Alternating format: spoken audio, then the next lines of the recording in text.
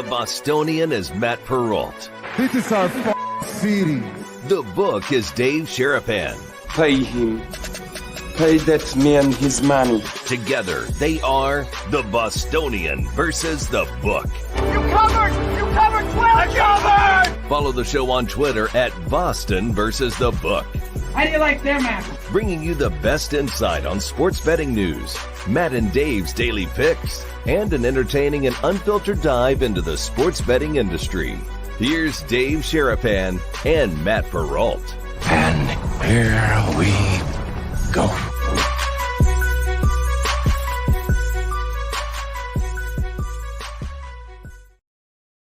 It is the day known as Roll Call Friday, boys and girls. How are you? Welcome into a Friday episode of the Bostonian versus the Book.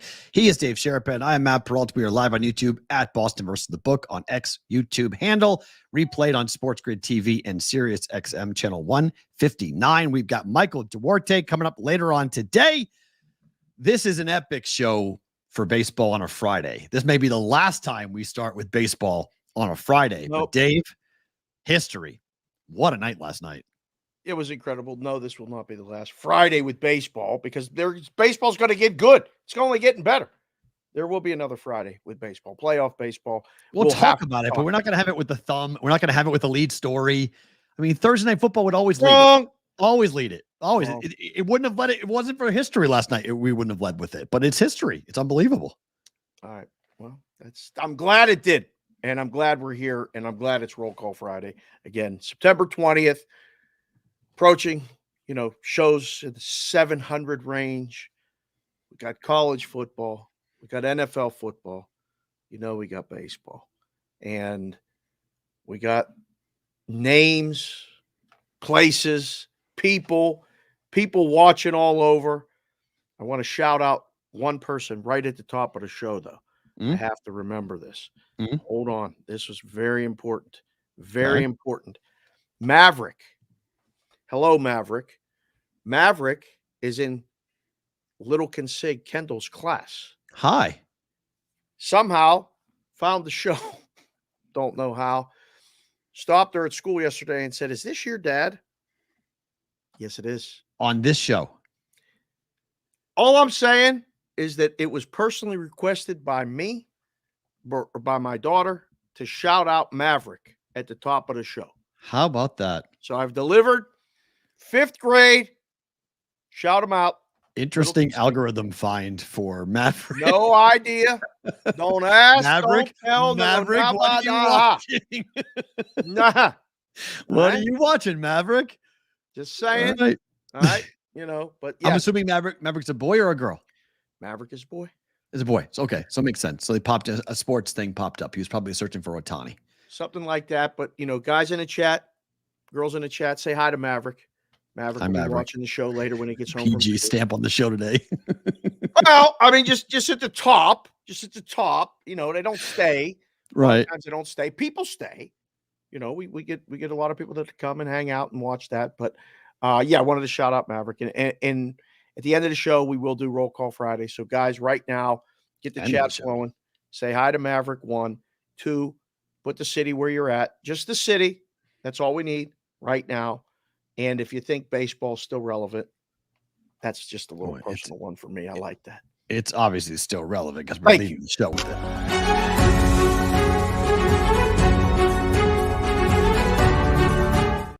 Well, he did it. We've been counting this down. We've been having this Ohtani watch for 2 years now, and this is now history. Shohei Ohtani became the first player in Major League Baseball history to have 50 home runs and 50 steals in the same damn season, and he does it in a game in which he went 6 for 6 with 3 home runs, 2 doubles, 2 steals, and 10 RBIs. He becomes the 16th player in the history of Major League Baseball to have 10 RBIs or more in a single baseball game. What the hell, Dave? He hit the last one off a shortstop. The final score was 20-4. It was a baseball game. I got caught up in the moment. I loved it. We talked about it yesterday. You had asked, is he must watch, break into things, see television? I'm glad I did yesterday. Now, is it done? that was my first question back to you when I saw that, yes, you did put it at the top of the show. But I'm Well, it's like, done. all right, are you done watching this now? Like he got the 50-50. Is that the accomplishment? Or do you want to see how this goes the rest of the week? Well, hold on. All of next Before we talk about the future, let's still give the moment something to breathe on because a lot happened in that game to get there that was pretty crazy. I mean, the fact that you have a manager who was asked point blank, Ohtani has 49 home runs. Ohtani had 50 steals. And Shoemaker was asked, hey, Skip, 4? F that. Oh, I ain't walking him. He had a chance to put him on. He had a chance to say no. You read Skip Shoemaker's mouth, and he said, F that. I'm not walking him. What did Ohtani do? Hit the ball to left field, gone. Number 50. yeah. And then he hit number 49 was 400 and Yeah, he hit that to the moon. That was a see you later. And then the 51 was even further off the shortstop. Now, I mean, the shortstop kind of threw that thing up. Yeah, I think but I it's a could have hit that. position That player, was though. Perfect. Oh my goodness. Listen, that's a tip of the cap. That's what you're supposed to do. The I game's agree. decided. It's 12-4. Pitch to the guy. Go get him out. Don't be the pitcher that gave up the home run. Yeah, that's what you tell your guy. When you Right. want to walk him, I mean, so he could do it at home. Oh, we've seen it. I mean, we've seen people say that. They don't have him do that. Don't let him beat you. He'll do it some other time, not against us. And he said, I have too much respect for the game. For the I game. have too much respect for For the Shohei. game. Yep. Play the game right. Play the Play game right. how it's supposed to be played. Pitch to him. See what he does. That's exactly the answer. That's the right answer. Live with the results. Play the game right. You know, the guy hit it to the moon. Not the 50th. He hit that one, little wall scraper, just went over. But Boy, that guy almost had it, P-Roll. Hold that on. guy just, We'll get to it. Just, We he got was so a lot on that. We got a lot on it. Ohtani becomes the first. It was his first 5-hit game and his first 6-hit game of his career. But he becomes the first player in Major League Baseball history to have a single game with 10 RBIs or more, 6 hits, 5 of them being extra base hits or more, 3 home runs, and 2 steals in a game in which he set the record for 50-50. That's crazy. No one has ever done that, what he did yesterday. We saw history. So that's the question. Was that the best individual game performance of all time? It's on the front page. I'm not just saying this. This is the front page of MLB.com. Was last night's performance the single greatest performance in one game by a hitter in the over 100-year history of Major League Baseball? 17 total bases. It's just 17. I mean, you total play. bases. This is video game type stuff. Oh, it's better than a video game. It can't be. It just can't be. When you're watching it, you have to understand, one, the gravity of it, the history of it. And you just said it. It's the first time ever. Anytime anything first time ever happens in baseball, because it's so long, the history is 100 and plus years old. It's what would be better? I don't know. I haven't seen it. I mean, when I saw this stat this morning, that he's the first guy with 10 plus RBIs, 6 hits, 5 of them being extra bases, 3 home runs, 2 steals in a game. That in itself is like, holy crap. But he did it with the world watching, with him about to set records for productivity over the course of an entire season. So Yeah. he put history on top of history. Like he does a historic thing when everyone's waiting for him to make history. It's hard to put your brain around it. I mean, someone just said it in the chat. Some players can't get 10 RBIs in a week. He did it in one game. 10 RBIs in a week is a really good week in fantasy. Like if you got a guy that gets 10 RBIs in a week, that's a really good week. Every prop bet, everything went over. Like that was one of those ones that. And he's batting leadoff. Right? That's a good point. He's batting leadoff. To get the RBIs and all the other stuff as the leadoff guy, none of it makes any sense. None of it makes any sense. So I don't know. It's great. The game wasn't even sold out. Oh, it's a Marlins. What do you expect? Yeah, so I don't know if the world was even watching. I mean, the Dodger games are blacked out. This is the greatest sign. There are 4 guys with their back turned. They're not even watching Ohtani's at bat. He's about to hit. He already has 50 steals. He got that first earlier in the game. He hit 49 earlier in the game. He's going for number 50. And there's 4 guys who are like doing something. I don't know what, a drinking game. Like, what are they doing? Those 4 guys, what are they looking at? I have no idea. Okay. Because the guy in the bottom right-hand corner is the dude who dropped the ball. Literally. That ball falling out of his hand is the number 50 Shohei Ohtani home run ball. Yeah, he never really had it. He really should have. If he dove, he would have had it. That's a big fall right there, P-Roll. Who cares?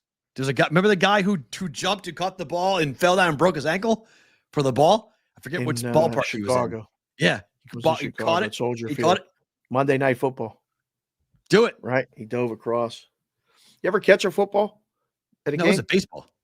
Football in a game. I caught a college football in a game, not a pro football in a game. I was at a Pitt game once as a young child.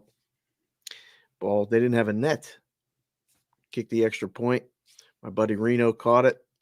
Boy, he got ambushed for that ball. Covey, what? Check out my wife's new augmentation. The guys were looking at his cell phone. You think that's what he was doing? We're going off the rails. Really? It is Monday. In that context, that's kind of funny. Caption this. Right? What were you doing? On the dime that Ohtani hits the 50th home run, 50-50, never seen before. There's 3 guys and 1 dude in the back who I don't know what that guy in the top left-hand corner is doing. But whoa, you're gone. You froze. Don't say anything. Nobody can hear you. You're gone.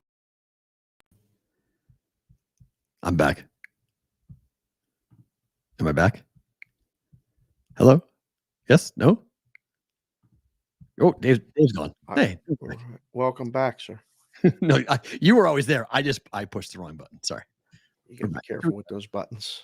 Please. You push enough wrong buttons with people. Please. Yeah, we could caption that picture. I don't know what they were saying. It's tremendous. I can't get over it. It's a riot. They were probably like betting something in game. They'll blame the betting for that. They're probably making an in-game wager. Hey, bro, can we get the speed of the next pitch? Something like that. One good thing that came out of this is that the fan that caught the ball after the guy bobbled it and dropped it, he opted to walk away. The Dodgers did not get the ball back. And as Craig Mish, who is Sports Grid's own, Ohtani said post-game, umpires were changing out the baseballs prior to his plate appearances, so there should be no issue with third-party authenticating, that ball based on that and the obvious video. Also a lesson for lucky fans who are told milestone balls are worthless once they leave the park. Remember the last time this happened? Yeah. I forget. It was Ohtani with the Dodgers. I can't remember what he did, but he did something, and they all they got was like 2 autographed signed bats and like a picture with Ohtani. His first home run as a Dodger, I think. Was that the first one in Dodger Stadium? I can't remember. I can't remember. I just remember because that's what that in reference to. Because the Dodgers attacked the guy and said, if you walk out of here, that ball's worthless, but I'm going to give you this right now. Yeah. I'm going to give you 2 signed bats, 2 signed balls, and it was like a picture with Ohtani. Yeah. And that was it. And they said yes. They said yes to it. And everyone was like, what are you doing? Why would you give it back? It was worth so much money. So I actually commend the fan. Leave, know how much it's worth, because it's probably going to be $200,000. I don't know how much it's worth right now. It'll be worth something, but when Listen, they ask you and all that other stuff, you just give them your phone number and say, all right, I'll call you. You call me. Here's a number. No way. The person with the ball didn't know who Ohtani was. Oh, that's great. Wow. Could you, that's right, true. Eron Sean? That's Sean true. Said, I heard the person with the ball didn't know. I mean, it is Miami. It's the Marlins, not to totally stereotype the entire city, but whoa, there's some truth to that. What? That everybody in Miami, nobody knows who Shohei Ohtani is? What are you saying right now? Like they didn't know what the game of baseball they're watching. What? Miami? Miami's a hotbed. What are you talking about? For losing? What are they Oh! what are they a hotbed for? What's Miami Marlins baseball a hotbed for? There goes the whole Miami. Just tell me what is a Miami Marlins? Let's go down there and do a show. Stop. Where? Besmirching Why? Miami. Not Miami. Besmirching Miami. That's easy. They do it for themselves. They walk outside. Oh, People in Miami walk outside. They besmirch it for themselves. I don't have to say shit. Oh, you just watch it. sorry, Will. All you gotta do is look at Miami and go, okay, yep. I mean, this portion of the show brought to you by the South. How many Americans don't even know that the Panthers won the Stanley Cup? Oh, it's not even hockey season. I mean, yet. What are you doing? If you walked around and you walked like up and down the streets of Las Vegas and you said, who won the cup last year? Ask the tourists. 50% no? Maybe 50%? That's a good question. I mean, you got to think about it for a second. You do. I mean, unless you're a hockey head, but Yeah, you gotta stop and go, who did on. win the Stanley Cup last year? Shoot. Who did they play? Even Yeah, better right. play. Right. What was the Stanley Cup final? 74% wouldn't know. Vitalis. 74% that high. under for the limit. Under. Tyler Wyatt. Good to see you, sir. Tyler was representing the BVB on East Coast Sports Investors. He went on the show and he was wearing his hat. Looked great. Nice. That thing's popping up all over the place. We really appreciate you guys getting those hats and showing the pictures. Don't forget this weekend. Yeah. Do that. Take a picture somewhere, you in the hat. I like seeing you if you take the selfie, but if you It's just nice. I agree. in the stadium, that's fine too. But we love that, and we're gonna do that on Tuesday. JR, who hurt you? Because you Boston people really hurt you, huh? How many Americans don't know the Bruins play in Boston? I think a lot of people do. I think it's an original six cities. It's original six. So a lot of people know the Boston Bruins are now the UCLA Bruins. I might listen to that, but the Boston Bruins, come on, bro. UCLA Bruins are old too. What are you talking about? They are, but Robinson. But people know what UCLA, not really what their mascot is. You think?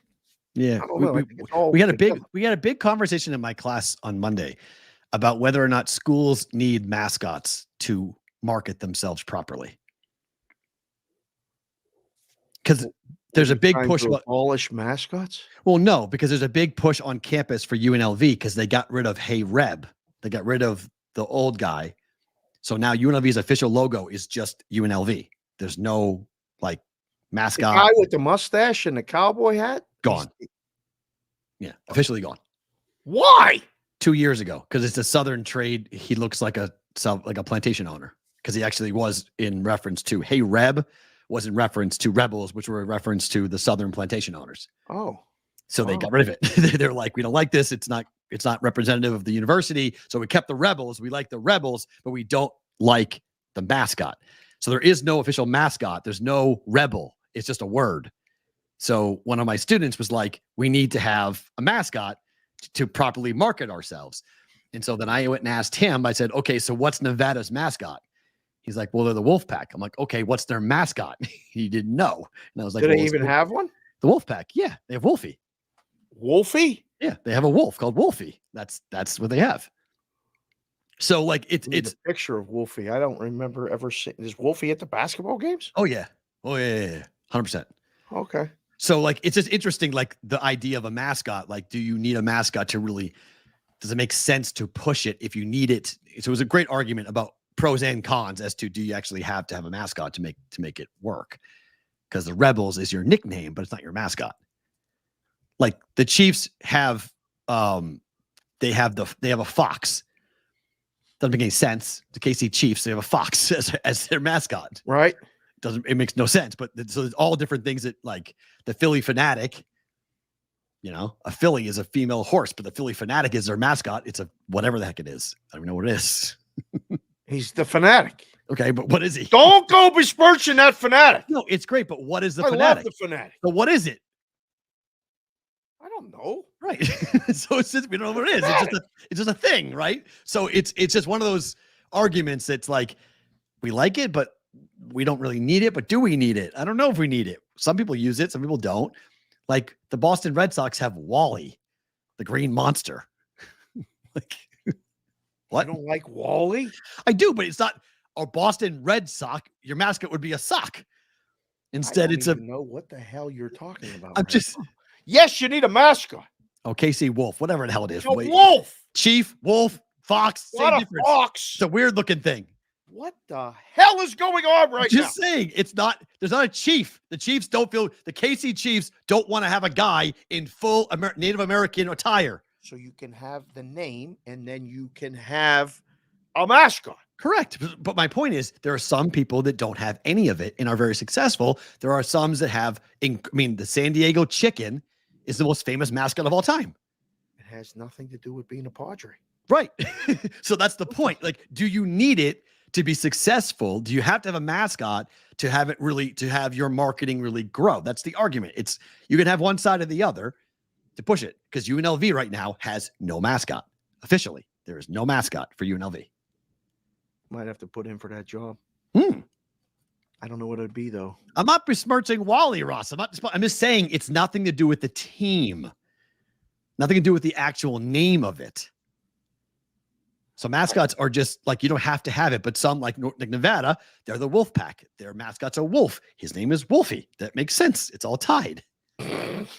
So some people do that like that. Good point, Ross Randall. What the hell is a gritty? I don't know. I don't know how to make a flyer. What's a flyer? Gritty is a pretty good mascot. A little creepy sometimes, a little creepy. A little bit. I don't know. But like the Steelers have a mascot. They do? Yeah, I don't know. He walks around. I don't even know his name. Beam. But he's supposed to be a Steeler, though, right? He's supposed to be a steel worker? Yeah, he looks like. Okay, well, that makes sense. Yeah, he's supposed to be a steel worker. Beam. I forget his name. I don't know. Somebody put it in the chat. What's that Steeler guy that walks around? But it makes sense. Met him at the Pirate game. I did when I was there in July. I didn't even. Okay. It's like took a picture, jumped in there. It's like, hey, how you doing? I was more excited to meet the. His name is Steely McBeam. You're kidding. Steely McBeam. Thank you, Rainmaker Lou. That's Thank awesome. you. Yeah, Steely McBeam. Steely McBean. Yeah. That's great. Yeah. Okay. Got a big interesting beam. name. Big beam. I never knew that. Strong. Yeah. Yeah. The Purdue mascot looks the Purdue mascot looks very similar. And right, the Stanford tree, right? The Stanford tree. I mean, what the hell is that? Sully, good point. I don't know what I don't know what that is. No one knows what it is. The trees. It's a weird looking thing. Yeah. And then do they have pants or do they not have pants? I got into that conversation. The kids love that. Was one of Adam Hill's best appearances. I asked him, I said, do you guys think the mascots need to have pants? And they're like, what is wrong with you? I'm like, no. A guest on my show came on and said, why don't mascots have pants? We allow them to walk around without pants. And they're like, we never thought about that. I'm like, we never did either. This is a really great conversation. It's amazing. Why do mascots have pants or they don't have pants? See if we can get Adam Hill. If the Raiders win, we'll try to get Adam on next week. Can't trust a mascot in pants. What are they hiding? Good point, ATL Goose. Yeah, that's true. Too good. I mean, have you ever seen the Friars for Providence? No. Scariest mascot ever created. Gives little kids nightmares. Yeah, I like awful. Mascots. I'm a fan. Do you like mascots? Yes or no? Give them a poll right now. Give them something to vote for. You gotta. I mean, and if you vote no, you're wrong. You gotta have mascots. You don't. I don't think you have to have mascots, but do you like mascots? Yes or no? I think yes is going to win by if a you lot. like dogs, Right? I mean, yes, you like dogs. The Friar. Do you like cats? No. Oh, Chef Benny. Friar is creepy AF. He knows. It's not cool. That's not a cool mascot, Vic. What are you talking about? That thing is scary. Friar is a cool mascot. The Friar, that thing is no. No? You've seen it in person. Oh, I know. It's I know. It's the weird, it's the strangest looking thing. I don't even know how they like created it. They're like, yeah, this is a good idea. Like, let's make this into our mascot.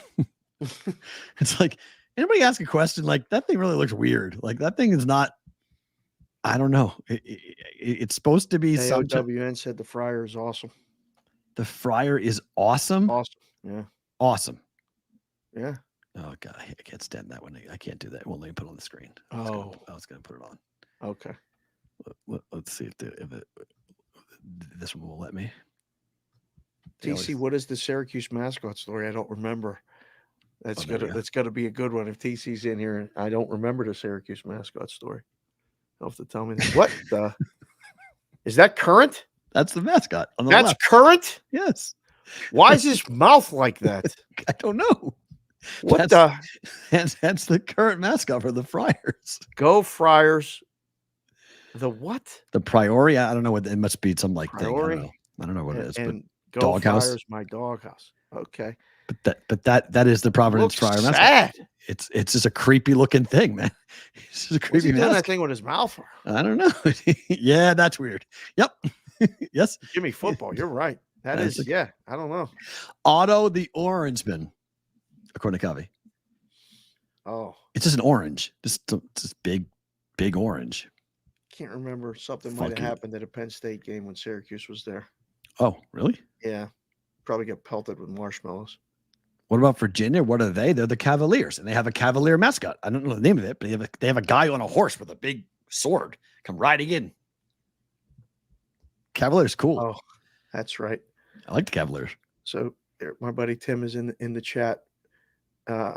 We got him to come up in the stands. In Penn State, they used to take people and pass them up in the stands. So just remember this. Got him in the stands to pass him up. Orange. He got 3 rows up and they dropped him. And this guy, Teddy V, who's from South Philly, stole his shoe. And the Penn State cheerleader saved this poor orange. Dude, sorry, CBW. I forgot about that. That story is 24 and 10, 34 years ago. It's like 1989, 1990. Oh, that's right. The Miami Hurricanes, the guy who turns his face sideways. Icarus. Icarus. There we go. Right? What type of bird is he? I forget. He's a duck. What is he? Ibis. Ibis. He's an ibis. That's what he is. Yep. Brutus the Buckeye's a weird looking thing. Yeah, you've crossed the line there. Call me Jared. That's a Buckeye. Come on. He's a weird looking thing. Talking about? Yeah. San Diego Chicken's the best. It's the OG. No question. It's the standard, if you will. All right, Tigers fans, you got it. You guys are tied with the Twins for the last AL wildcard spot. Oh! This is some crazy stats. The Tigers have the fewest innings pitched by their starters since July 25th. Man. How are they doing it? They've allowed the fewest runs in all of baseball since July 25th. They're doing this with bubble gum and duct tape. Like they're literally just like piecing this together. They have two starters, 2 starting pitchers. Doesn't matter. Sure, it does. If one's schoolable, it really, that helps, obviously. That helps a lot. 9 games left, 80 and 73. Who wins? Tigers. Whoa, that was quick. Again, king of car seats. We love you. We're going to work with you a little bit more with some other things too. D Stout 19, Minnesota people. Stay strong. Playing for the Pig this weekend in the college. Beat Iowa. Okay. Floyd. Vikings live. Keep an eye on that one. But the Twins, bye-bye. Yeah, Vikings aren't live. But, the Vikings aren't live? We'll talk about that later. No, I don't believe they are. Braves are now 2 games back of the Mets. I feel like this is a personal attack on the state of Minnesota and all of their teams. Minneapolis. I told you, I like Minneapolis. The Mets have won 4 straight. 85 and 68 Arizona, 85 and 68 New York Mets. Could the Diamondbacks miss the playoffs? Oh boy. Santana, I know you're here. I haven't seen you yet, but I know you're here. What do you think? I mean, it's crazy. They're tied. They're only 2 games up on the Braves. Like the second and third wild cards are tied. Yes, sir. So Arizona's in Milwaukee this weekend. Boy, oh boy, oh boy. Oh wow, Twins are dead. Sir, the Twins owners suck. Look, you said that, not me. Thank you, King of course. Pig's coming home. Iowa's already talking trash. Wow. Pig is coming home. We'll get to that later. That'll be the college football portion of the show. We got to talk about baseball right now, bro. Could they miss the playoffs? Yes, they absolutely could miss the playoffs, which would be a shame because they've had a really good season. And right after JPC DeFord just said it, right after the All-Star break, they were really hot. I mean, I thought my bet was dead. I thought my over 83.5 win bet was dead. They already cashed it. Right. So I don't care about the D-backs anymore. I'm good. So now are you going to choke? Well, I don't think it's choking. I just think there's 7 teams playing really good baseball in the National League, and there's only 6 spots. I mean, it's kind of a choke. They're going to win it's kind of 90 games. I know it's kind of a choke, though. It's kind of a choke. I don't think so. They had a shot, and they really just didn't. They still do. They do, but they could also miss the playoffs. They could be the 2, 3, or out. It's a big difference. Wild card game, home field, or out. Put it in the chat right now. Who's the out team of those 3 right there? Braves, Mets, or Diamondbacks? I'm still saying Braves. You're saying Braves. Old baseball heads, new baseball heads, everybody watching the show, put it in the chat right now. Which one of those 3 teams is out? Santana says the Snakes will sneak in. Last 3 games versus San Diego will be big. Yeah, it's huge. Big. I say Braves too. King of Car Seat says Braves. D-backs for Konowinski. Braves are out. Whoa! No love for the ATL? Cubby says D-backs will miss it.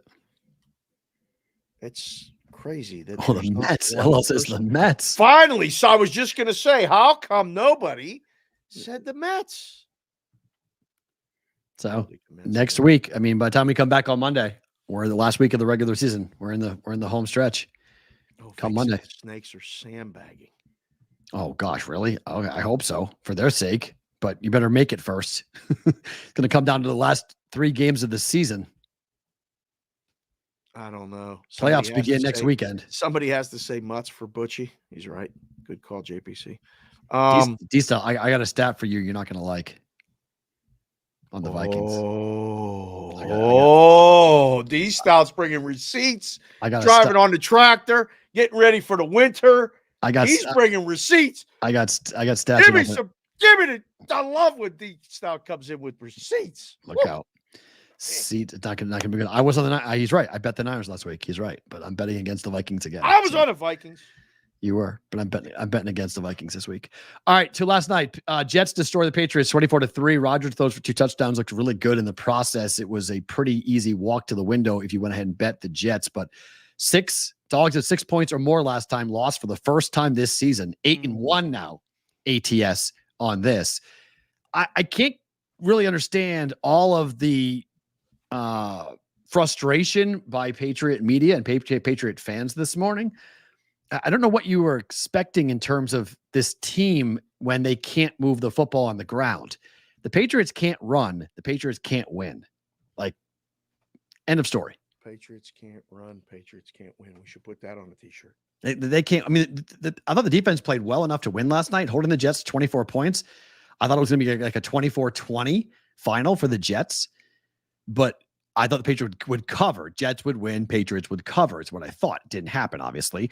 The under was easy. The same game teaser did not come in. I teased the Patriots up to 12. You could have taken them down to 6, taking the Jets, and that would have cashed.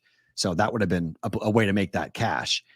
But I took the Patriots up to 12. That did not cash. So that fell. So I'm 4-1 now for primetime same game teasers. I just think it's going to be a very difficult season if you're going to allow that offensive line to just get run over like that. And I would rather them just run the football straight into the line and just punt, 3 straight runs and punt, 3 straight runs and punt, because Brissett, you mentioned it off the air, but Jacoby Brissett is not going to see week 9 if he gets hit like this. Oh, there's just no way. I mean, my body was hurting watching him get up. Yeah. Like, that's 2 games now I've watched almost exclusively the entire game. And I'm going, I don't know how he's going to make it to halfway through the season. Yeah. They can't pass the ball when the other team knows they have to pass the ball. Fair. Because they cannot protect him at all. There's been stats where the Jets were rushing 4 against 6 and getting home with 3. Correct. 3 guys were getting, I mean, that's embarrassing. That's just embarrassing. I mean, that's when you have a bad offensive line, you really can't do much of anything. Now, the game got away from them too quickly. So they really went I don't think away. so. It was 14-3 at halftime. They were still in the game. And then they needed to score right Yes. there. That Fair. was like, I was on with Kushner, Holden Kushner, and this guy Keg. They're doing this thing called Nuke the House. We're going to have them on the show at some point in the season. They're up in Denver doing some great things. I went on their show in game, and I was like, all right, well, I mean, 15.5 is a good take right now if they score. We were coming out of the third quarter. They didn't, and then the Jets did, and it was like, oh, no, this is really going to be bad. It was good for the under. I mean, the under was easy. You still feel like they're going to win 5 games? Yeah. Nothing changed last night. That was a team that went to overtime on Sunday, had to travel against a defense that had not performed well at all, had some really good players defensively. First 2 weeks were garbage. And you had a team, that was the Jets Super Bowl. That place was absolutely insane last night. That was as rocking of an atmosphere as you're going to see from a Jet home game. That was their arch rival coming in. That's a wounded animal, and they did what they're supposed to do. Jets are going to be in a playoff contention for most of the season. The Patriots are not going to the playoffs. So if they had won today, I would have been rolling laughing at the Jets. Patriots should not have won. That's now when the Jets go to Foxborough, if the Jets do that to the Patriots in Foxborough, that will be a different story. But doing that in New York on a Thursday night on a short week, the Patriots are going to be okay. The question is, if they play Drake May, they're going to get him killed. And they won't win 5 games if they play Drake May, because you can't ask a kid to do that. Like, you can't ask a kid who is learning the speed of the NFL to play. I mean, you saw it last night. He got swallowed up like 3 times behind that offensive line. So no, it's just, they don't have any skill players. They don't have anybody to really separate. And I think when they tried to get Brandon Ayuk, I think if they had gotten Brandon Ayuk, I think they would have played Drake May. But because they didn't get him, they're like, okay, we're playing Brissett. We're going to play for next season and just run the ball, play defense. I still don't think there was ever really a chance. I think that was all nonsense. They were just using that as negotiating. For San Francisco was more than anything. Very possible, yeah. But my takeaway was Aaron Rodgers looks good. Yeah, but him and his head coach hate each other. No, they don't. You didn't see what happened on the sidelines? That was nothing. That was 2 guys, one being very competitive and being the quarterback. In a blowout game. Relax. Wasn't a blowout. You just said it. It was 14-3. He literally pushed his head coach. Yeah, he said, come on. We're not celebrating yet. What are you doing? That's not the role of the quarterback. Listen, Aaron Rodgers is 40 years old, has been around long enough. It wasn't a big deal. I think people are making that a much bigger deal than it needs to be. We heard all offseason, Dave, they hate each other. Heard all offseason. The Jets, that Rodgers and Saleh do not get along. They do not like each other. Who does he get along with? What? Who does he get along with? Rodgers? Yeah. Oh, I don't know. That's a Rodgers problem. Okay, I agree. That's an issue. That's an issue. As long as he gets along with the guys on the field, I'm good. Like, just play. He looked like he could freely move. He threw a couple health-wise, he looked good. Yep, he looked like Aaron Rodgers. He even did that run, and it was like, man, get down. He ran a couple of times. Yeah, I kept saying, okay, this is man, I don't know. I mean, they're 2-1. We'll see. Long way to go. I mean, I don't judge much with the Patriots. It's like everyone's saying, like, oh God, how bad are the Bengals? The Bengals stink in week 1 and week 2. They stink. They're always decent in December. So, like, I wouldn't take too big of a leap and be like, oh, I'm hammering the Commanders this week. Patriots lost. They look horrible. How bad are the Bengals? You can't. That's not how the NFL works. It doesn't work like that. It's not like, there's no direct line. Going to crush the Commanders. I agree. I agree. Would be our survivor pick. I agree. They're going to annihilate. I agree. They're going to annihilate them. I would agree. I'm with you. To win the game. Going away. I don't think, there's going to be multiple choices for the survivor. We'll get to that more later in the show. Wasay came in the chat and just saw that. And Josh has been here every day following the show. Appreciate you being here, Josh. It looked bad in the moment, but apparently Saleh's a big chest push guy, so Rodgers did it back. seemed like they knew it was coming. It was. I think that's the biggest spin I ever heard in my life about what actually happened in that. That was not what Rodgers was doing. Rodgers was not happy in that moment. He wasn't chest bumping. That's a way of the New York pro jet press trying to spin it. That's all that was, which is fine because it's going to get hairy because they're going to lose games. And when they lose games, the back pages are going to eviscerate Rodgers. Why? He's an unpopular figure. Most people do not like Aaron Rodgers. Even in New York, they don't really like Aaron Rodgers. He's super talented, but they don't like the guy personality-wise. He's a prick. So we'll see where he goes. He looked good. He looked good. There's no debating it. He looked good. Wilson got shut down like I thought. He had a touchdown catch, but that's about it. Lazard looked decent. I thought he spread the ball around really well. But the biggest player for that offense is Breece Hall. Like, if he goes down, I think they'll have a tough time this season. But Breece Hall is an absolute gamer. It's fun watching running backs at the beginning of the season when they're healthy. Yep. With their full ability to do what they do. I mean, he had speed. He was making moves. He was avoiding contact and then running after contact. I was like, this guy's. Oh, my God, Zach. Examples of Rodgers being a prick? Whoa. Zach, just hit Google. How long you got? We don't need to get into that now. There's a lot of things. There's a laundry list of Aaron Rodgers. We could do a 2-hour show on Aaron Rodgers if you want. So I don't want to do that. No, you go ahead and run around. Time for the Action Network NFL Trends. When are we having Evan on? Because this guy does unbelievable work with what he pulls from a stat perspective. And this week for the NFL was I think it's about 4,000 words. This is just the highlights. There is so much data he has pulled. It's incredible. It must take him 3 days to do this for the NFL. It's so much. So dogs of 7 points or more in the NFL are 3-0. That's the best start, being just over 500 since 1983. Covering or outright? Covering. Oh, okay. ATS. Dogs of 7 points or more, ATS, are 3-0. Okay. So that's the Commanders play. Everyone's like, take the Commanders. Yeah. Hold on that. How about this? Only 5 quarterbacks have thrown for a game this year for 300 yards or more. They're 0-4-1 against the number when they've done so. It's the first time since 1980 that we haven't had a team cover when their quarterback throws over 300 yards in weeks 1 or 2 in the NFL. Huh. Like, that's crazy. Well, I mean, you watch the games. They're throwing only when they're behind. Right. Like, I mean, even the teams that are winning aren't throwing it nearly as much. I mean, the props for the quarterbacks, the numbers are so low.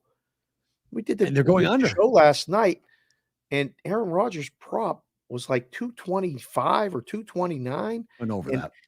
And Jacoby Brissett was 160. Went under that. And I laughed. I mean, when we did the pregame show, I was like, what are these numbers? Are we in 1962?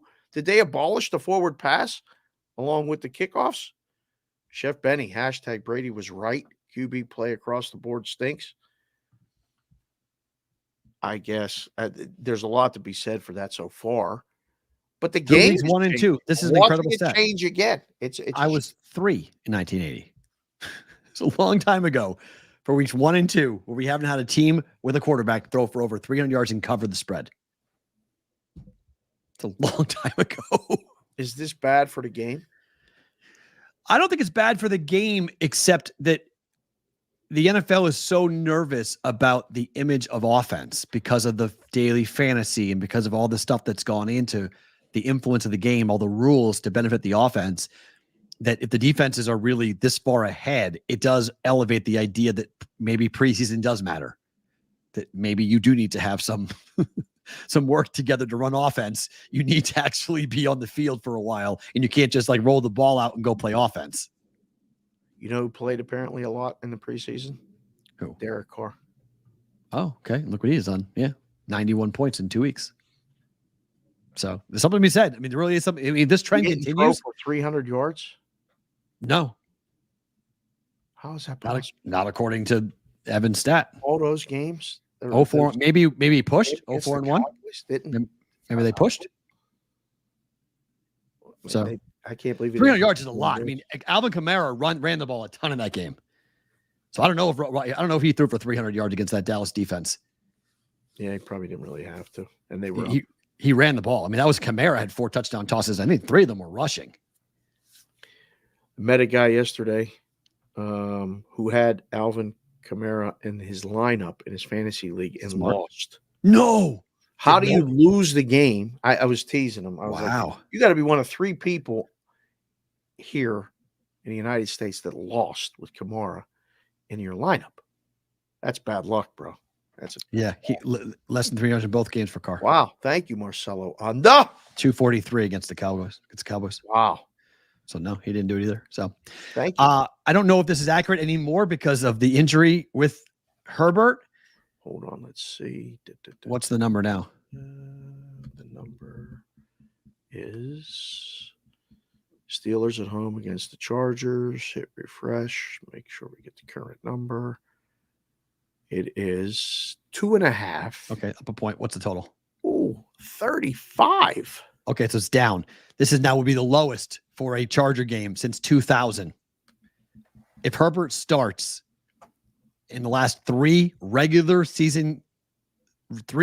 year's regular season only, Herbert is 22-10 to the under in games he starts. Oh, what if he don't start? Probably still play the under because it's not going to score. Certainly doesn't want to make you play the over if you right. At least stick. Wow.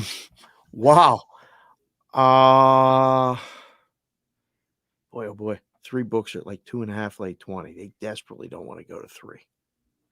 Wow. Remember these Fridays in the room? You're just like, all right, who wants to do it?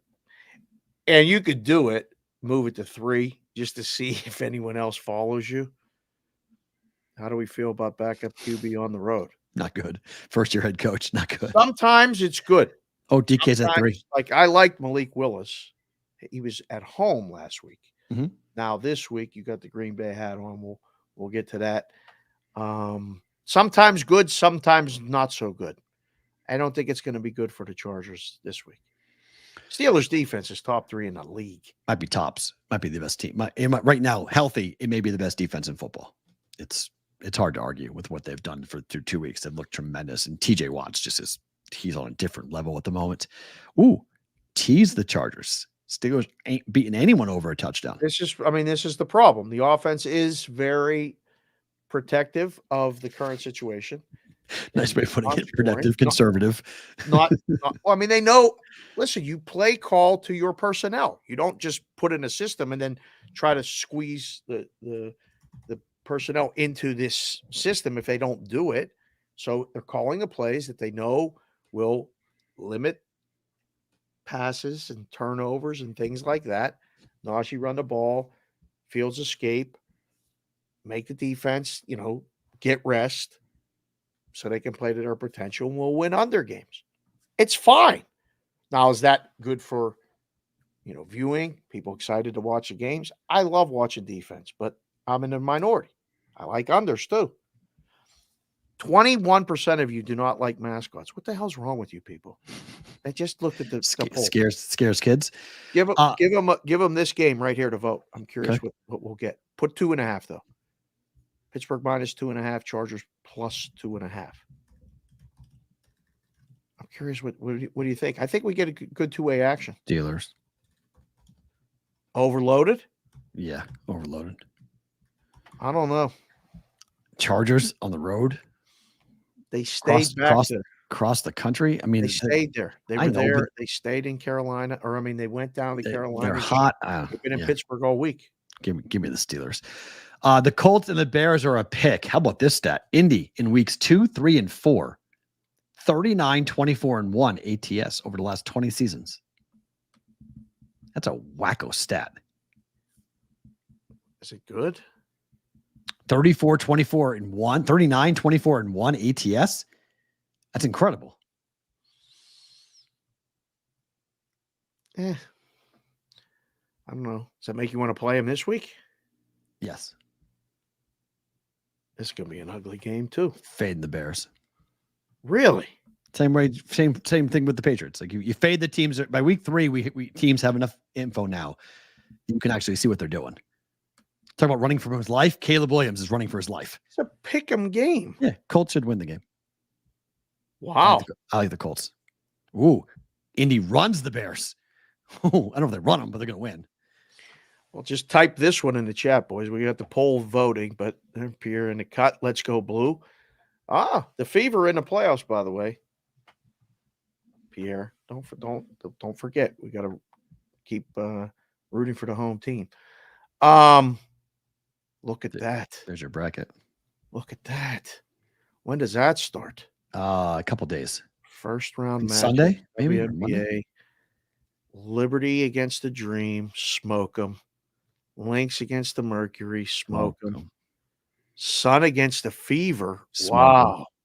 Sun smokes them. Smoke them. The question is, Aces Storm is the most competitive. Wow, that's a battle right there. Yeah, it's first round. That's not going to be easy. That's going to be tough. Vegas could lose.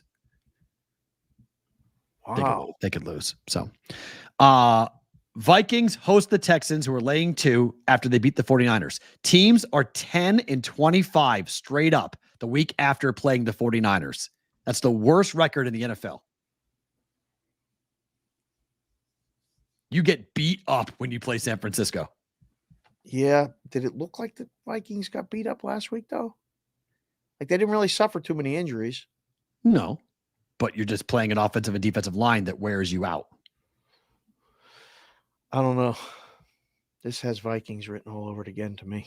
Ooh, give me Houston on this. Like Houston. At 2, yes. I know the line. You call it a trap line, whatever you want to call it. At under 3, I like the Texans. Yes. Again, the Vikings, the week 1 and 2 might be the most surprising team in the NFL at 2-0. Time to come back down to earth. Whoa. Mixon is out, AOWN? Yeah. Oh, my. Texans by a mile, call me Jared. Vikings would say. I just think you have a chance to have a Texans team. That, this is about throwing the football. 10-25 straight up after you play the Niners. Saints are probably that's fair. Saints are probably the most surprising. That's probably true. But Vikings right behind them. Close. Right behind them. Mixon's doubtful. He ain't so playing. yes, water finds its level. Yes, Patriots, Vikings. Yes, I agree. Water finds its level. You have enough now to take a look at it. You have a defensive-minded head coach, Sam Darnold. No one's going to walk in there and be like, "Oh, I'm taking the Vikings lightly." They're 2-0. This is going to be a hard game, but it's a turf team against a turf team, dome team against a dome team. I don't know. I'm leaning Vikings. Let's go Texans. The Browns hosting the Giants. How about this? Daniel Jones hasn't covered in 9 straight games. Tough hard. spot. It's hard to lay 6.5 with the Cleveland Browns, but Daniel Jones hasn't covered in 9 straight games. Oh man. I mean, this is just like I don't know how you do this.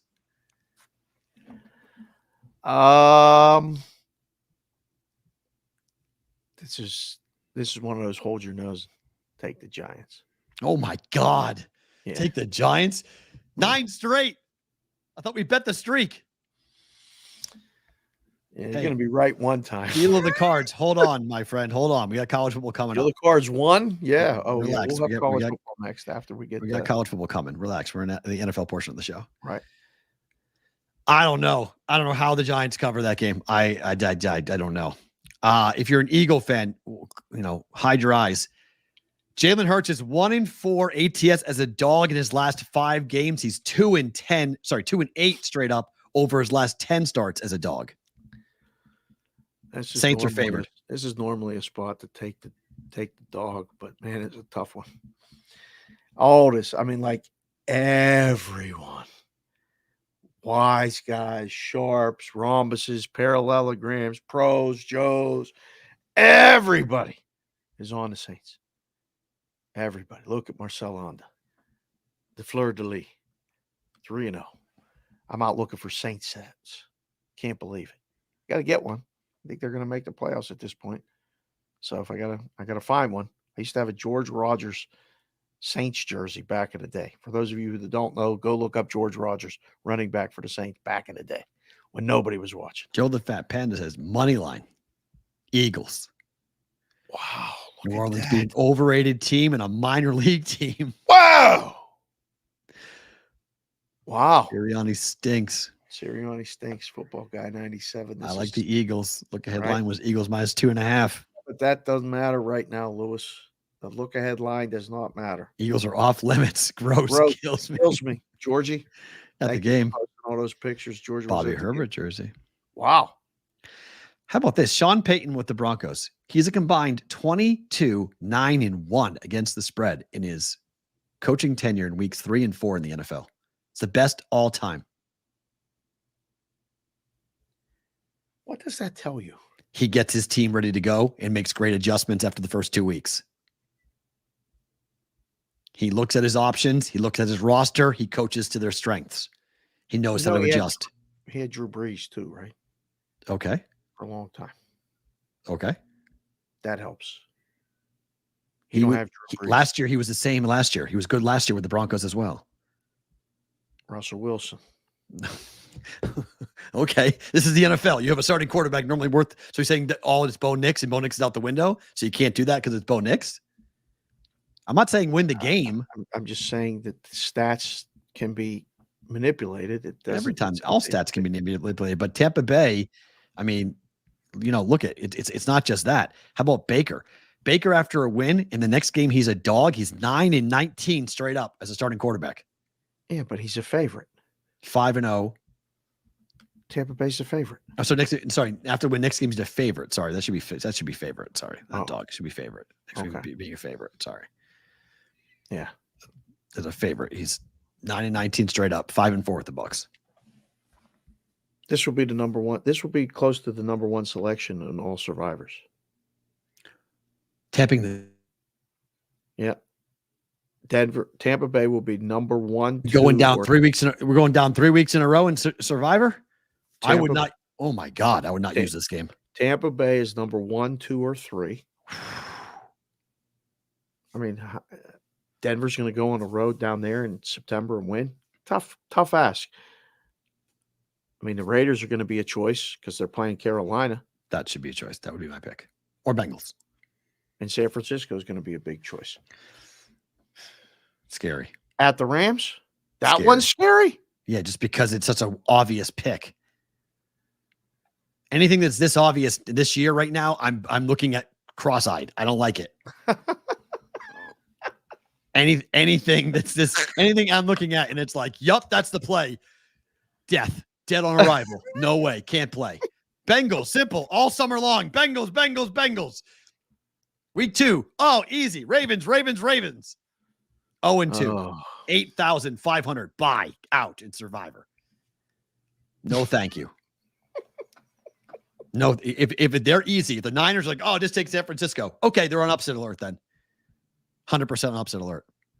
I think Cincy, you could wait till Monday night. You don't even have to get aggravated on Sunday. Right. Just take it. Watch the games, root for the upsets, and then get your game home on Monday. Yeah. I think that's the move this week. Right. Because it's tough. So we're going to do one more here. Then we're going to talk to Michael Duarte in Los Angeles about Ohtani, and then we'll do Roll Call Friday, guys. So that's the order as we're going to go. Packers are dogs at the Titans under Matt LaFleur. Green Bay is 23-11 against the spread as a dog. That's the most profitable head coach in the Super Bowl era. Jordan Love could play, by the way. FYI. Still don't know. Yeah, he's practicing. I saw that. I think he plays. Hold on. Let's read the board here a little bit. Oh, if they're setting this up for him to play, I've already bet it. Nobody going to 3. I already bet it. Boy. LaFleur you already bet it? You took Green Bay? Yep. LaFleur is 14-3 with Green Bay against the spread in the first 3 weeks. If he covers on Sunday, he becomes the most profitable head coach in the last 20 years in the NFL through the first 3 weeks of the NFL season. Yeah. Oh. I get to fade Will Levis and the Titans. Easy bet. Easy. CBW just came in to chat with Shefty. Packers head coach Matt LaFleur told reporters that Jordan Love will be listed as questionable for Sunday. Sounds like he's playing to me. Questionable is not doubtful. Sounds like he's playing to me. Questionable is not doubtful. I think if he plays, we're good. But I think they can win with Willis playing. I agree. It's LaFleur. I thought Willis looked really good last week. It stunned me. Again, you give them the whole week to practice. You give them the coaches like LaFleur a whole week to game plan and go, listen, we're not going to do what we did all training camp because our guy ain't playing. Get to fade Callahan? Are you kidding me? It's easy. My God, please. Fade Brian Callahan? Great. Yeah. Will Levis and what the are you doing? Sure. That's easy. That's easy to me. It's run the ball 60 times. Yeah. Sure. It works. As long as you can keep the defense rested and stay in the game. I don't know. I mean, you saw the coach on the sideline asking Levis, what the are you doing? I would hope that he don't turn the ball over again. But like he will. That. But he will. But he probably will. It's Will Levis. It's going to happen.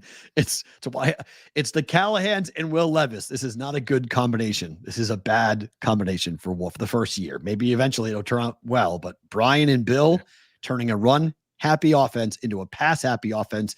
I've seen this story before. I know the ending. It doesn't end well. Yeah. I know the NFL's not Nebraska, but it doesn't end well when you try to do this. I was going to use Green Bay in the contest. That was like for Survivor. No, in the that was my number one pick. 3-2-1. It was my number one pick. Was it? Yeah, I stayed away from it. I took it. I was going to use it. Yeah, I took the Packers for that. So let's talk baseball again. Let's go to Los Angeles. Let's get to our guy Michael Duarte, NBC Los Angeles, joining us here on the Bostonian versus the Book. How are you, sir? You look tremendous. Ohtani lid. Where is that from? What is that? Bad boy. Dave going to steal that from you. How are you today? Hey guys, thanks for having me on. And then, yeah, I mean, last time I came on your show, Dave, you cycled through like 6 hats. So I had to bring my hat game to the show. And it looks like Matt got the memo as well. So we're all rocking the hat game. And this one in particular in honor and celebration of Shohei Ohtani. Uh-oh. Hold on. He got an alert. Probably got an alert. No, he's on the computer. Okay. That's a widescreen. Well, who knows? We got Michael just froze. Looks good. That hat. I am jealous of that hat. That's nice. Let's see if we get Michael back. Uh-oh. Okay, we'll freeze this. We'll do this and see if we got him back because it was a freezing happened, but that was not on me. We'll see if we can get him back on. And he's frozen. He's frozen. Okay. He froze. He may need to kind of he hit the wrong tab. Maybe he could have hit the wrong tab. It's not the first time. Guess the freeze in first 10 caches. Good call, Mikey. Awesome. We hadn't had a guess freeze. FT. Yeah. I think he's back. Thank goodness. I think he's back. Michael. Come back, Jack. Come on, Michael. I think he's back. Hold on. Wait. We'll do this. We got him back. In the hat. We got him back. Where'd he go? There he is. There he is. Now he's back. Woo! Hi. I'm back. Sorry, Wi-Fi kicked me out for a second here. All right. But yeah, just wanted to rock the hat game with you guys here on this show because we want to honor and celebrate Shohei Ohtani's historic accomplishment on Thursday in Miami, which to me was more satisfying than having like ice cream from the ice cream man on a hot summer day. That was absolutely unbelievable. Yes. Michael, are you mad that or are fans mad that he didn't do it at home? Absolutely. The broadcasters from the Marlins actually went to Joe Davis and Oral Hershiser, the Dodgers broadcasters, after he hit number 49. And remember, in this game, this game was just absolutely incredible. I mean, first of all, 20 runs. The Dodgers had more runs than an after party at Taco Bell, guys. This was just insane. I mean, the game was over by the 3rd inning, but it didn't matter. And Ohtani had at bats in the 1st, 2nd, and 3rd inning and almost had the cycle. If you guys recall, his 3rd at bat, he's thrown out by a hand at 3rd base. Had he been safe, we would have been talking about by far the singular most spectacular single game probably in baseball history. What Ohtani did yesterday, even without the cycle, is a good month for 99% of most major league players. Yes. And he does it in one game. But his first at bat, he misses a home run by maybe 2 feet.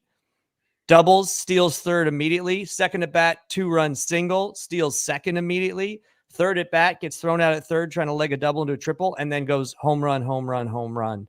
And each one longer and further than the one before it. It was just, oh my God, that last home run, obviously off a position player, but still, it was maybe 10 feet from leaving Lone Depot Park altogether. And I was there for a home run derby not too long ago, watching Aaron Judge just mash the ball in that park. I think Ohtani's third home run, that number 51, went further than any ball Judge hit in that home run derby. But I digress. Guys, they asked him if, when he had 49, if Dave would just sit him and take him out of the game so that he could get 50 at home. To your question, Dave, what I had been being told the week ahead was that ticket sales had gone up 85% for this weekend series against the lowly Colorado Rockies at Dodger Stadium, including the right field bleachers had completely sold out 2 weeks before the game. The number one section of popularity was section 304, which is right where most of his balls have landed. So Dodger fans have been ready and waiting for weeks to get ready their seats to catch ball number 50, which we heard was worth about $250K. And the gentleman who caught it, I don't know if you've seen the viral video that's out there of the dog pile out there in left field. And it looks like maybe some VIP seats or something. There's tables and chairs and stuff where they're all just jumping on each other to get the ball. But the gentleman who caught the ball refused the initial first offer, which, by the way, as you guys know in memorabilia, I'm looking at Matt's background there. Yeah. That is the way to go. You never take the first offer. Never. You agree to walk away if you need to. This gentleman walked away with the ball. Ohtani and the Dodgers still do not have the ball as they're here in Los Angeles, Friday afternoon, Friday morning. And this gentleman does, and he's willing to keep negotiating for it. And I'm being told it's worth at least $250,000, but obviously whatever he sells it with is what it's worth. So, fans are a little disappointed, but for me, having to cover it, obviously, had Ohtani waited one more day, I'd be able to see 50-50 the same way I saw 40-40 at home and be able to interview and be part of the media and all of that. But to do it in the fashion in which he did it on Thursday in Miami, 6 for 6, 2 doubles, 3 home runs, 10 RBIs, 5 extra base hits. Like, there was a stat I saw. No player has had all of those stats in their entire career over the course of singular games. Like, you may have had 1 10 RBI game, but then you also didn't have a 3 home run game, something like that, right? Right. Ohtani's the only one who's had it in his entire career, and he had it all in one singular game. Absolutely incredible. It was like lightning. Yeah, it was like lightning was coming out of his bat, like he was Pikachu or something. It was just he's the first player with 10 RBIs or more, 6 hits with 5 of them extra bases, 3 or more home runs, and 2 or more steals in a game. It's the first time anyone's ever done it. And he did it in the game where he went 50 for 50 for the first time. And clinched his first playoff berth of his career, his 7-year career. And that was the other stat they threw out there. Something like 866 games, longest active streak among active players to have not reached the postseason. And he made sure not only were they going, he was going to put an exclamation point on clinching that 12th consecutive postseason berth for the Dodgers. And so I don't know what he was more excited about. I know talking to him leading up to this, he really wanted to get 50-50 out of the way. He had gone through a little bit of a home run drought and was struggling a bit. So not only does he get it out of the way, he just absolutely just shatters it. And now he's free to kind of be free. And we're maybe talking 54-54, 55-55 when all is said and done. There's still 8 games left in this. Are we talking like that's all great, like when well and good and everything? But is he going to pitch? We need to know, Michael. Is he going to pitch? Because him coming out of the bullpen to close a game in Dodger Stadium would be electric. But is there a possibility that could happen? There is a possibility, Dave, that can happen. But I would say it would only happen at this point on his rehabilitation if the Dodgers were to advance all the way to the World Series. Okay. That was the only way he would be at a point in his rehab where he would be able to like that would be a rehab assignment portion towards the end of October. If he were to continue on the traditional path, he would be going out for a rehab assignment around that time. So if you're the Dodgers, you can say, if we need him, we can use him out of the pen as if this was a rehab assignment. There's another guy that I think has even a stronger chance of maybe pitching that no one's talking about, and that's Catman Tony Gonsolin. He's now made 3 rehab appearances in AAA. He's only coming off his first Tommy John surgery, not his second, like some other Dodgers players. But he's in line. Now, the Dodgers don't like doing this, rushing people back, especially after Tommy John surgery because of what the statistics show. So the probability of us seeing Gonsolin or Ohtani take the mound, in my opinion, are very low. Okay. Less than 20%. Okay. But both of those guys, in the case of Gonsolin, he's about a month ahead of where Ohtani would be at. He's already making rehab appearances. He's already pitching pretty good in the minor leagues. If they wanted to, and this is, I think this is only if something like Walker Buehler got hurt or Landon Knack got hurt, and now you're really struggling for starting pitching in the postseason, would you see Tony Gonsolin in that case? Otherwise, good, you made it back, you're looking good, shut it down, take the rest. We'll see you next season. I think that's going to be what's going to happen with Ohtani, but here's something interesting, guys. Friday, today, as we're having this conversation, the Dodgers front office has a previously scheduled meeting with Ohtani to talk about this very subject. This was not because they just clinched the postseason. It's not because he got 51-51. Over the course of his rehab and his progression with where he's at, now he's thrown, I think, his 5th bullpen. So after that, they were like, we're going to have a conversation to see what next steps as far as pitching for you are. This conversation is going to take place today, Friday. And I think Ohtani's going to say, if you need me to pitch in the playoffs and it's part of like what I would be doing anyways, as far as maybe throwing a bullpen or a sim game or doing a rehab appearance, throw me out there. I want that. He likes that. We saw what he did when he came out of the pen to close that World Baseball Classic in Miami at that same stadium, Lone Depot Park, which, by the way, after the game yesterday, he said it's now one of his favorite stadiums just because of all the success he's had there. Right. Yeah. So that's the question. But what I've been told from the front office and from sources is they don't want him to pitch. This is a $700 million player. Okay. He's having the singular greatest offensive season in Major League history. Yeah. Better Than Bonds in 2001, better than Babe Ruth in 1920, better than Honus Wagner. And look, I was impressed by Ronald Acuna going 41-73 last year. Right. As the MVP, thinking that might be a mark that 40-70, no one's going to touch that. And here we're looking at 50-50, maybe 55-55 when the dust settles. So they don't want to interfere with that at all and risk their $700 million man, the presumptive and expected 2024 National League MVP, becoming the first player to win MVP in both leagues since Frank Robinson. They don't want to touch that or mess with that. And he's doing it as a DH. Mm-hmm. Right, not playing the field. Never, no MVPs ever won as a DH. Right, so that's what caused David Ortiz to call Ohtani the pretty girl. The MLB media writers are all falling in love with the pretty girl because he didn't have a year like this, but he had an incredible year in 05-06, 2 incredible years, and yet he couldn't come near winning the MVP because, well, A-Rod had some big seasons. Numbers were getting put up left and right in the steroid era. This is depression of baseball from a scoring perspective. Ohtani's having an incredible year, but you're in the media. Are you surprised that is not a louder narrative that, wait, he's a DH, he can't be MVP? It was a little bit in the beginning, I can tell you that, but like, guys, first of all, who are you going to give it to in the National League? Exactly. Ronald Acuna is completely out this year. Aaron Judge is not in the National League. If Aaron Judge was in the National League and he's going to crush maybe 64 bombs, something around that area, you could make a case. But who are you going to make a case for right now over Ohtani? There's guys like Fernando Tatis, Manny Machado, who missed time this year. Mookie Betts, arguably. Lindor would probably be the second case, but this is a last month kind of push from Lindor, last month and a half. Ohtani's been doing this the entire season. He's, no offense to David Ortiz, he didn't create his own club all himself. He didn't break singular records every day.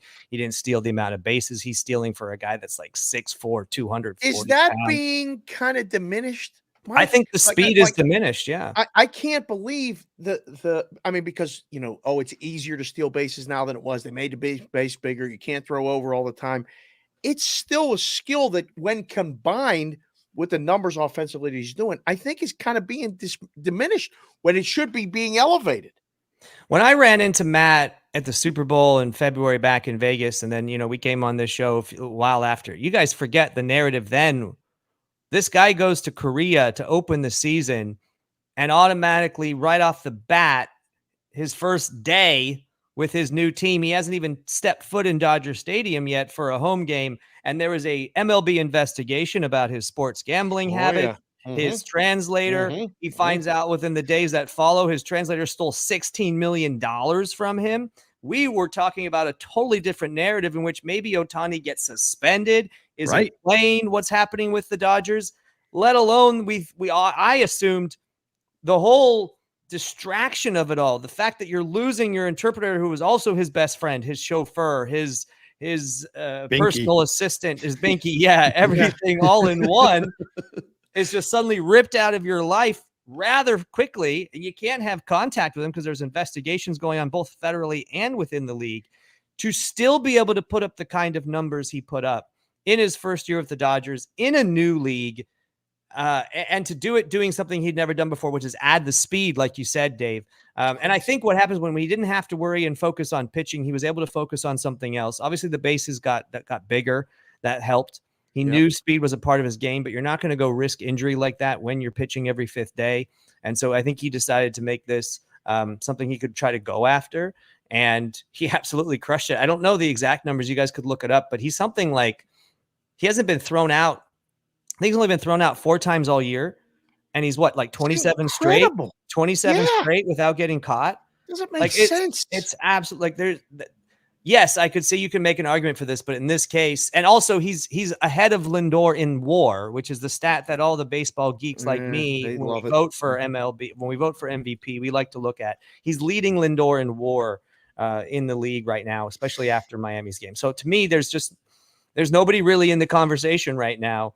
If it was a different conversation with somebody playing two ways, like again, what I was trying to say, Matt, before you mentioned Lindor, Mookie Betts had arguably a better first 2-3 months of the season before he broke his hand than Shohei Ohtani. And he'd have a case for, his MVP battle going on with his own teammate, because Mookie was also trying to play shortstop, the toughest decision to play in baseball, right, while also crushing the ball and stealing bases and doing all that. But even Mookie Betts will bow down and say, like, and he has said this in interviews and said it to me, Shohei Ohtani's just in a class of his own. He thinks of himself as a very good baseball player. Freddie Freeman, Clayton Kershaw, these guys as very good baseball players. All of them, I think, are first ballot Hall of Famers. Ohtani's in a class of his own. It's crazy. All by himself. He's that much better than everybody else. All that being said, Michael, you just mentioned that in the first ballot Hall of Famer. Are they going to win in the playoffs? That's what everybody wants to know. Dave, the odds-on favorite. Yeah, and they have been all season. They got the cyborg, Ohtani doing what he's doing. The lineup is stacked. Michael, you've been watching this team all season. Their pitching is in disarray. The starting pitching is in complete disarray. And there's good teams in the National League.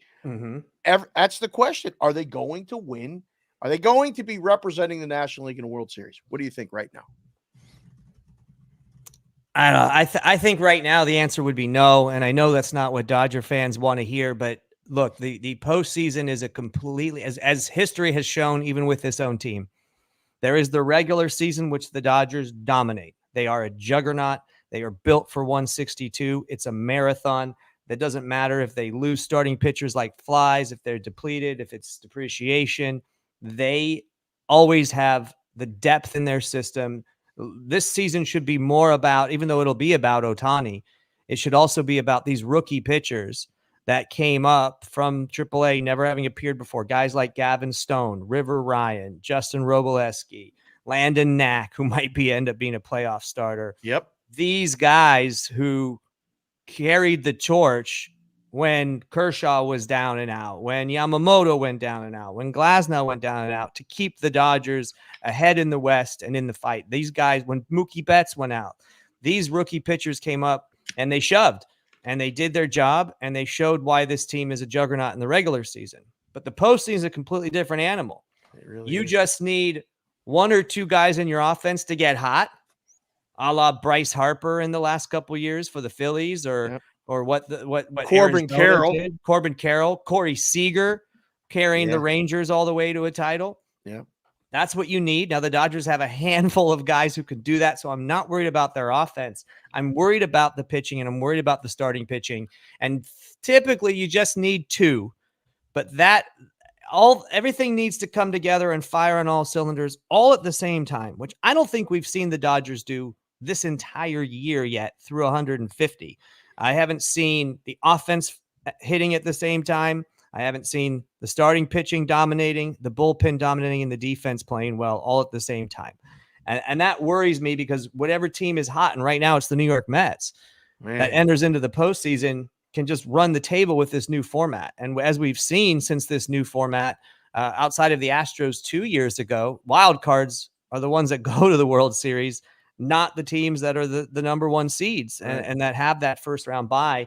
And so far, the Dodgers nor the Braves in previous years, it'll probably be the Phillies this year.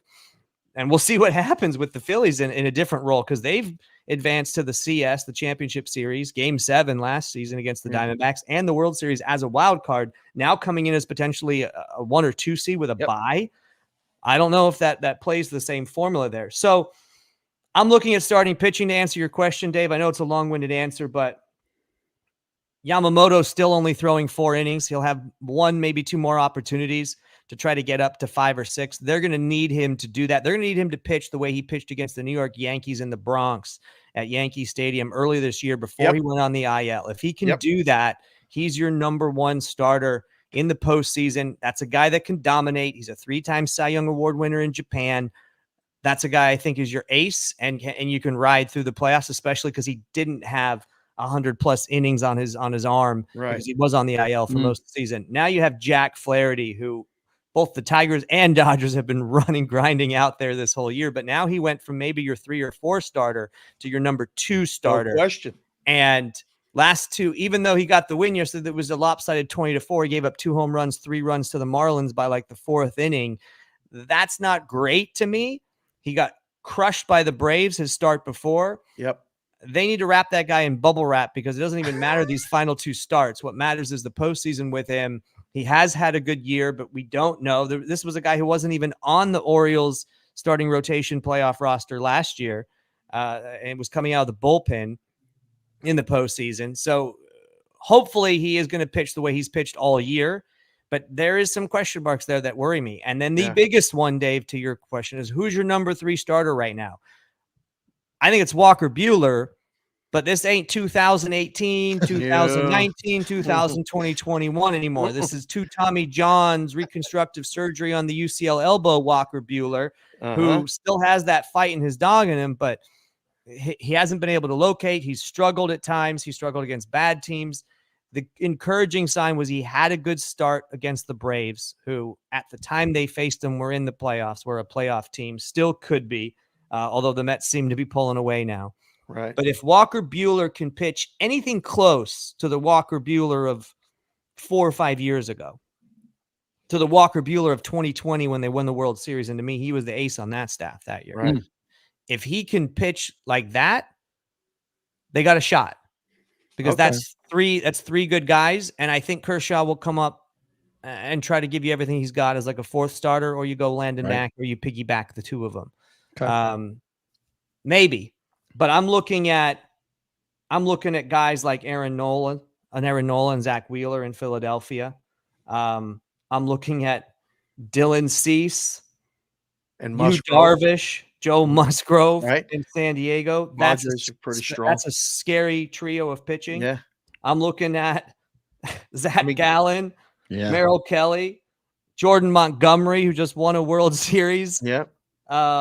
Eduardo Rodriguez, even not too scared of him. It's not too crazy. That's a guy that the Dodgers tried to trade for last year, and he told him no. You could put the starting staffs 1, 2, 3 and line them up, and the Dodgers would be 4, maybe 3rd, maybe 4th, or some people might even put them lower because if you use Chris Sale and anybody else, Sale, Fried, and whoever, Sale's like worth 2. So it's crazy. I mean, and I think it's going to be wide open. It's going to be fun. I got to ask you one more thing about LA. because in addition to the Dodgers and everything else going on in LA, the USC Trojans are playing at Michigan for the first time in a long time, if ever. I don't know, but it's a Big Ten game. One, I'm still not over the Pac-12 being blown up. It's silly, and it is what it is. But USC is going to Michigan, and there ain't too many people that think Michigan is even going to be able to keep up with them. I mean, USC's a 5.5, 6-point road favorite. 2011, Dave. They played in Michigan? No, the last time USC won or covered in the Eastern or Central time zones was in 2011. Correct. He's against correct. Notre Dame on the road. I think it was 2012 against Syracuse. The last time they covered was against Notre Dame, 2011. Last Are time they winning this won. game, Michael? That's a great question. Look, and here's just the craziness of college football. A month ago, I'd have told you they got no chance of winning this game, and they probably the line would have probably been like Michigan minus 9.5. It was. And suddenly they're 4.5-point favorites entering into the big house. Like, what is happening? But what is happening is Michigan lost a ton of guys off that national championship team. Blake Corum, their MVP of the national championship game, is now on the Rams, doing pretty well, right? Yeah. JJ McCarthy's out. Jim Harbaugh is long gone. You know, you got their coach should more with clauses in his contract that he can't get any blowback from this sign stealing scandal.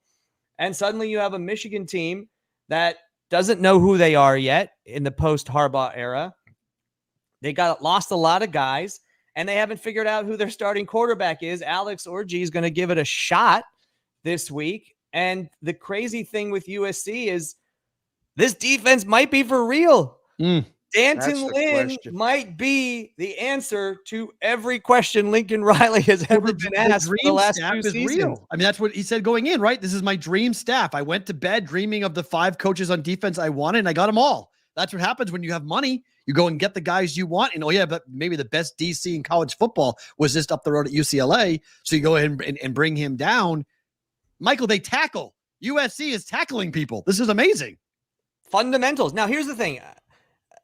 I didn't want to shit on Alex Grinch, excuse my language, but I'm going to. Fire away. The Grinch that stole USC's bowl hopes, national title hopes, but his defenses were always predicated on turnovers, getting the ball, win the turnover battle. Not so much on fundamentals, to your point, Matt, like tackling, stopping the run, getting pressure on the quarterback, avoiding big plays. It was steal the ball, get a fumble, create a turnover, get a sack fumble, tip the ball in the air so we have a chance of an interception. It wasn't on those fundamentals. And so while they did lead, I think in that first Alex Grinch season, when they went to the Pac-12 championship against Utah, and obviously the Caleb Williams hamstring game probably changed everything, that one hamstring for them. I think they led the entire NCAA in the turnover ratio that year. So the defense was getting the turnovers, but they were just giving up so many points. And here was the big thing. I turned to everybody in the press box 2 weeks ago, the last time USC took the field. Obviously, they had a bye last week. And I said, it was 48-0 USC against Utah State. And I believe they played Utah State. I don't know if it was the first or second year of Lincoln Riley and Alex Grinch.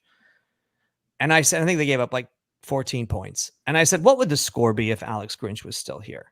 It wouldn't be 48-0. They'd still win the game, but it'd be 48-24. Right, I did not think they'd be able to put up a shutout, and they did put up a shutout. And here's what I want to say to that, guys. That is what the teams like Georgia do. That's what Alabama does. That's what Texas does. When they beat the bad teams, and they don't beat them and give up 4 or 5 touchdowns. They beat the brakes off them, and they win 52-3 or 52-0. And so that was a very encouraging sign. And the other thing I'll say to you, Davis, for your question, and you, Matt, is that LSU game was also eye-raising for me. I was there live on the sidelines in the end zone for the final play, for the final 2 plays, the USC interception and the touchdown they scored to seal it. LSU was supposed to go in there and run the ball down their throats and win that game big, because that's what you do against USC defenses. And they couldn't do it. And Michigan, starting a brand new quarterback, junior quarterback, they are going to try and run the ball down USC's throat at home in the big house. That also was their identity under Jim Harbaugh. And that's what they're going to do. They got Edwards and Dunlap and a lot of running backs to try to do it with. And if USC can play the run and stop the run the way they did against LSU, and trust me, these guys up front, they know it's coming. They've talked about it all year. And here was the thing, that the transformation of this defense under Danton Lynn took place in the offseason when they got new strength and conditioning coaches, and they got big. They got big, physical, strong. They all put on like 20, 30 pounds of muscle in the offseason because they did not want the narrative to be this defense could not stop the run. Well, now they're going to be tested in the big house in Michigan. And if they can stop the run, they're going to win. And in my opinion, they're going to win by 2 scores at least, the way Texas went up there and did it to Michigan just a couple weeks ago. But to Matt, to your point, yes, this is a little scary. They haven't covered a spread on the East Coast since 2011. That's 13 years. They haven't won on the East Coast since 2012. That's 8 straight losses. And so that's a little discouraging and a little scary to see. And had I looked at this schedule, 2 months ago, I would have said this was a loss, but we'll see now. I think they have a chance. 4.5. Michael, great stuff. Thanks for coming on. Really appreciate it. We'll do it sometime. I'm sure we can talk baseball soon. It's the Dodgers in the playoffs. I'm sure we'll catch be out to see you. Yeah, we'll be there soon. Yeah, Dodgers playoffs. And guys, the last thing I'll say to that, and thanks for having me on, if the Dodgers offense can steal a game or two in the playoffs, win a game like 10-7, 10-6, even if the pitching's not bad, if the pitching's terrible, that's a good sign. I think they can do it. They're capable of doing it. But if they can do that, that's a good sign that this team can go all the way. But their offense is going to need to carry them in a couple games because I don't know if they got the starting pitching to do it. Thanks, guys. Love that hat. Enjoy it, my friend. Good to see you. Michael Duarte, NBC Los Angeles, joining us here on the Bostonian versus the Book. Great conversation with him about football and baseball. Obviously, we got a lot of stuff coming down the pike with Major League Baseball here and the Dodgers. He said it, though. He was honest about it. He's not picking the Dodgers to win the World Series. It's hard to do. How about that? All of that said, and all of that talent offense team, it's tough. Okay, let's do this. We'll keep with the college football stuff. We'll do the games. We'll do Roll Call Friday and bonus time. Okay. So stick around for that because we only have 8 minutes before we let go of Sports Grid and Sirius. So there's no point in doing roll call because it'll be 2 seconds and you guys will get that out there. So we'll do roll call in bonus time, and then we'll do better to book it in bonus time as well. Arch Manning is starting for the first time in his career for Texas. They're at home, Louisiana Monroe, Texas laying 43.5 points. You want to lay this in Austin? How many points is UL Monroe going to score? 10. So we only got to get 50? Yeah. I mean, I wouldn't take. It'd be lay it or nothing. You? It's a complete no play because Arch might go off. I mean, he had a 60-yard touchdown run last week. Yeah, like who knows what the kid's going to do? He's a different. I mean, he's got Heisman Trophy conversations around him going on right now. They moved the odds just on the fact that he was going to play. Then he ran the ball down the field and moved the odds down more. You bet all you want on him to win. Brandon, what are we doing? You want me to wear a hat? Not wear a hat? I've worn hats. Rincon! I've done it before. Rincon's going to get a hat. Rincon's one of the guys. I have hair if you want me to. I can do it if you want, but I just don't want to do it. Gets a haircut every week. I don't want to do that. So I like wearing hats. I don't have to get up and actually do my hair. It's no fun. I just want to put a hat on and come do the show. It's a lot easier to do that. Tennessee laying 7 against Oklahoma. We told you yesterday this is the biggest spread since 1998 for Oklahoma at home. Yikes. It's a big number. Yeah. See anybody on Oklahoma other than the sharp, people in the space? I want no part of the second half in this game. None. Yeah, we've unearthed another ATM Tennessee first half. It's one of those ones that, again, you kind of just play and, if there's 12 games and 9 of them go 9-3. Yep. Yeah, I want one of them. Well, they're 3-0 this year in the first half. They've not covered yet. So I think they cover. It's 3.5. I don't like the hook. I prefer 3, but it was up to 4.5, and they bought it back down to 3.5 last night. No, Whitrock, no one's on Oklahoma. No one. Number one most bet game of tomorrow will be Tennessee. Yeah, the handles, it's going to be just gigantic. It's in that perfect spot. 4:30 SEC Pacific. game. 4:30 Pacific, 7:30 Eastern, ABC. I can't wait. Again, I can't wait to watch it. Sooner fans everywhere. I think multiple in-game plays will be available during this. I think they're going to trade scores. This isn't one of those ones where one side's dominating. Although blowout potential is much higher, in my opinion. Tennessee could blow them out. Tennessee could score. You get 21-10 at halftime and then look out. They could really. Ball's team open total's up. not bad. It's just high. It's 33.5. It's high. Yeah. So that's my problem with it. I'm like, I don't know. I think for Oklahoma in to Norman win, hanging 34 on the Sooner defense. I think they have to go over their team total. Oklahoma?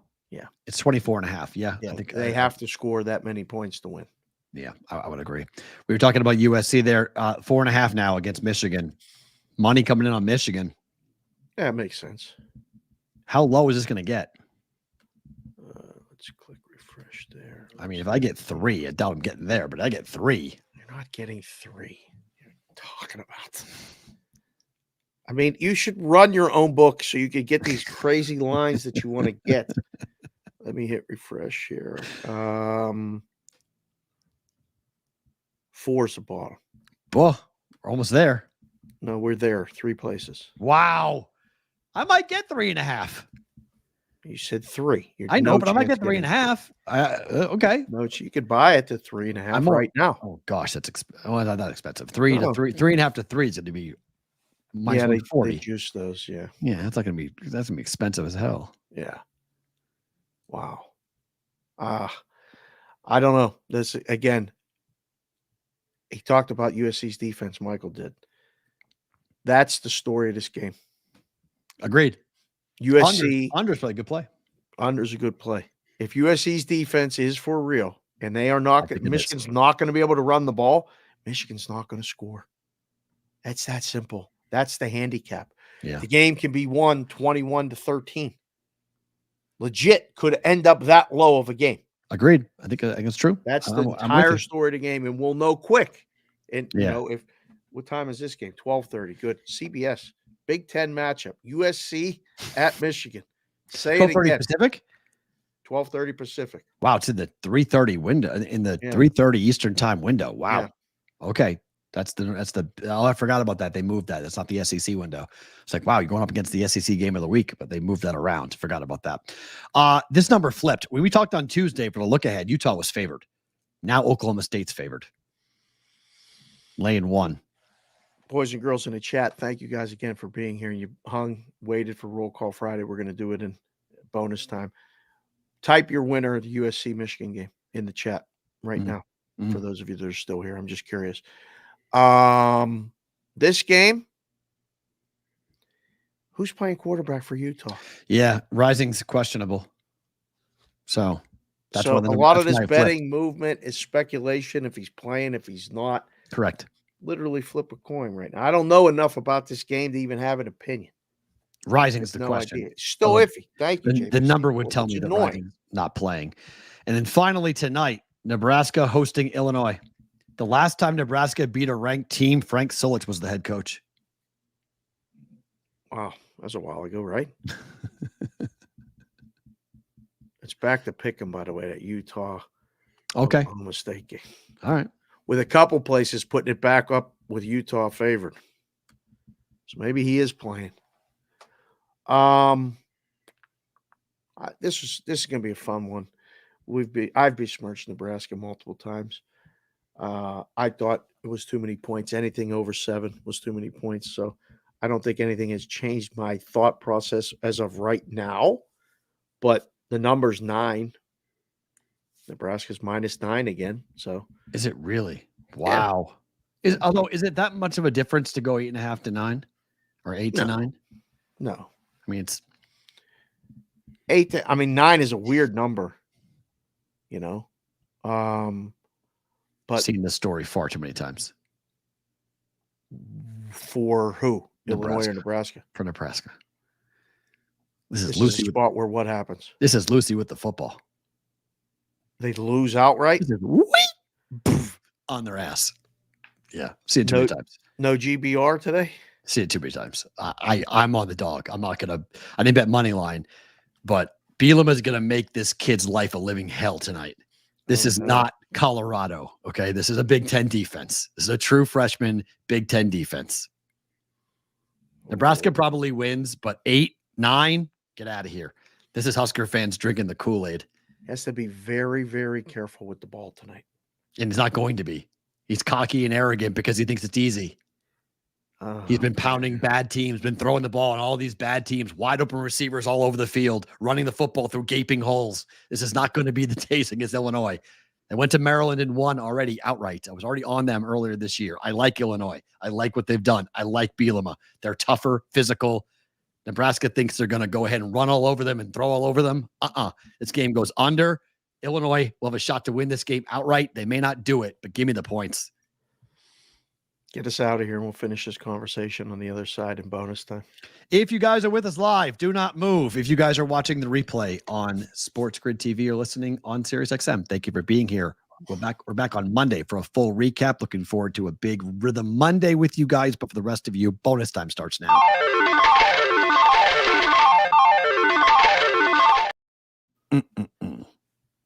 Yep, let them spot. I agree. Keep saying Lucy with the football. So this is every Husker expectations after last week went sky high. They canceled high school football. They moved it, but yeah.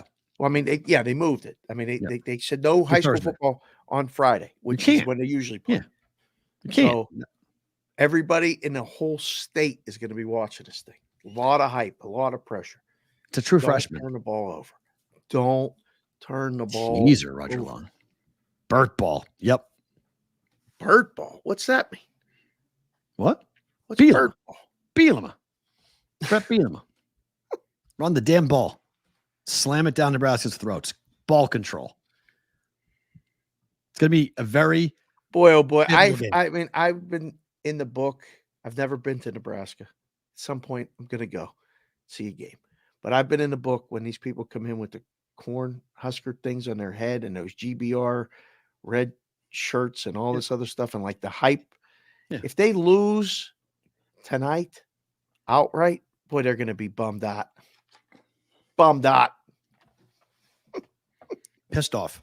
I mean, look, Matt Rule gave a really nice speech yesterday about why he loves coaching at Nebraska and what he tries to represent with his program, the hardworking men and women of the state, that they get up at the crack of dawn, they work until the sun goes down. A lot of them work with their hands. A lot of them are very much invested in Nebraska football because it's their distraction from the everyday farming life that they currently occupy in small towns all over the state. And they all leave those small towns to go to Lincoln to watch Nebraska football. It's their 400th sellout. Everyone's talking about it. They're giving away T-shirts. Everyone's jumping up and down. Oh boy. This has just been what I've seen too many times with this program, that this number is like Nebraska's taking on like a Louisiana Monroe. Oh boy. But they're not. Okay. They're not. They're playing Illinois. I just got give me a 20-second timeout real quick. Eron Sean came in the chat and said, are we getting the doctor's parlay? You are getting the doctor's parlay coming up right before we start Roll Call Friday. I just got it from the doctor in parts unknown. 4 games, all money lines, college football. He went 2-2 last week. 2-2, 2 on the outright round wins, robin, 2 losses, not on the money line. Yeah. No, on the money line, I think he went 1-3. No, 2 of the teams won. Pitt and the other one won. UNLV. 2 UNLV. Yeah. So 2 dogs won. 2 dogs covered. But we'll have that right before we start Roll Call Friday. I'm playing it again, so let's go. Although I do it with the spread, not money line, and I do round robin, and I round robin it. So on that. Okay, we better do Roll Call Friday because we're already an hour 45 in. So this is going to be we better roll here with Roll Call Friday. All right, guys. I need 3-digit area codes right now, where you're watching the show from or where you live and where you're watching the show from, and we'll dab the map twice. We'll count them both out. The number of states have gone up. We got hats. We 3 guys won a single hat. 1 guy won 3 hats. We're working those out over the weekend. If you haven't left a podcast review app on the podcast app, go leave a review this weekend. Apple, Spotify. Take a screenshot of it, post it, email it to us, whatever. I'll get you a hat. Somebody's going to get a hat for leaving a review. So you're going to get a personally designed hat. We got to get these hats going because we got guys moving and doing things here in the end of the month. So I'm going to give away another hat. We'll get that done. Leave a review. Please leave a review. All right. You've heard that. Doctor's Parlay. Here we go. Hold it.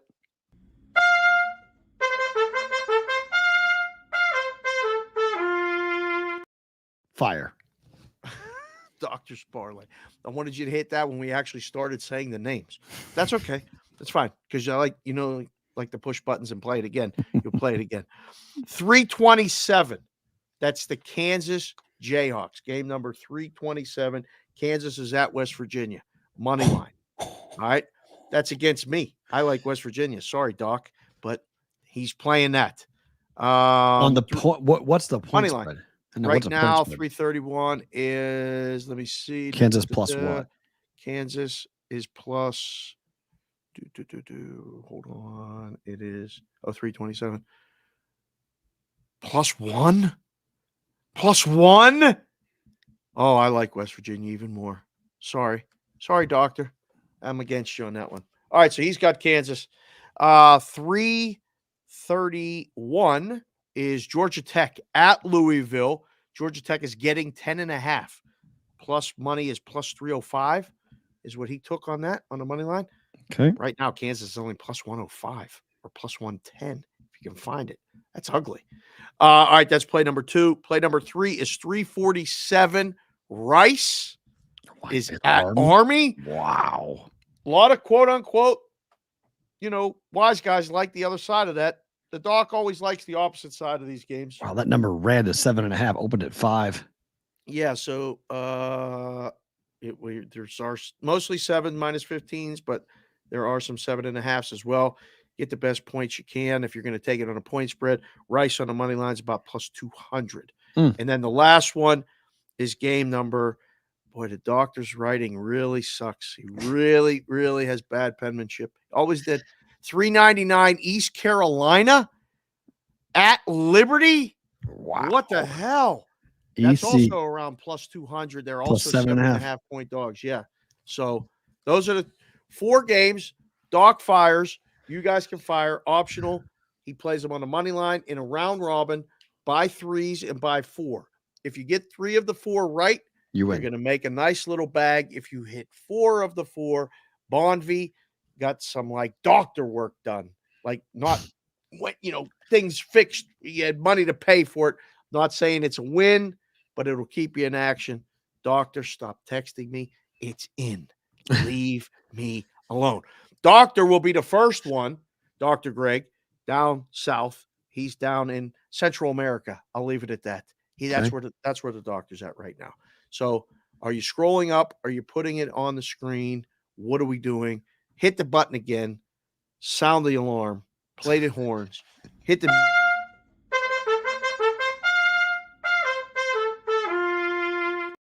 And away we go on a Roll Call Friday. There we go. All right.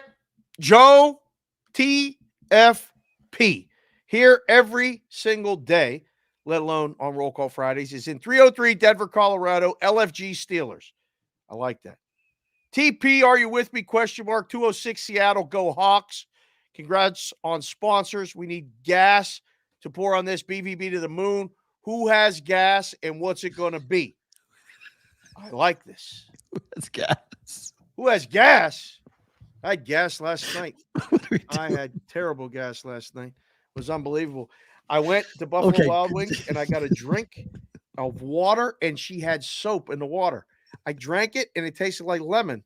And I said, I didn't ask for lemon. She goes, there's no lemon in there. I'm like, this tastes like dish soap then.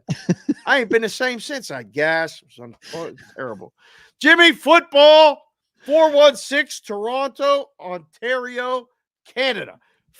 Second country, actually, because the doctor's down in down in Central America. Mhm. Georgie Pavlik, man, look at that Garden State Brigade representing 973H.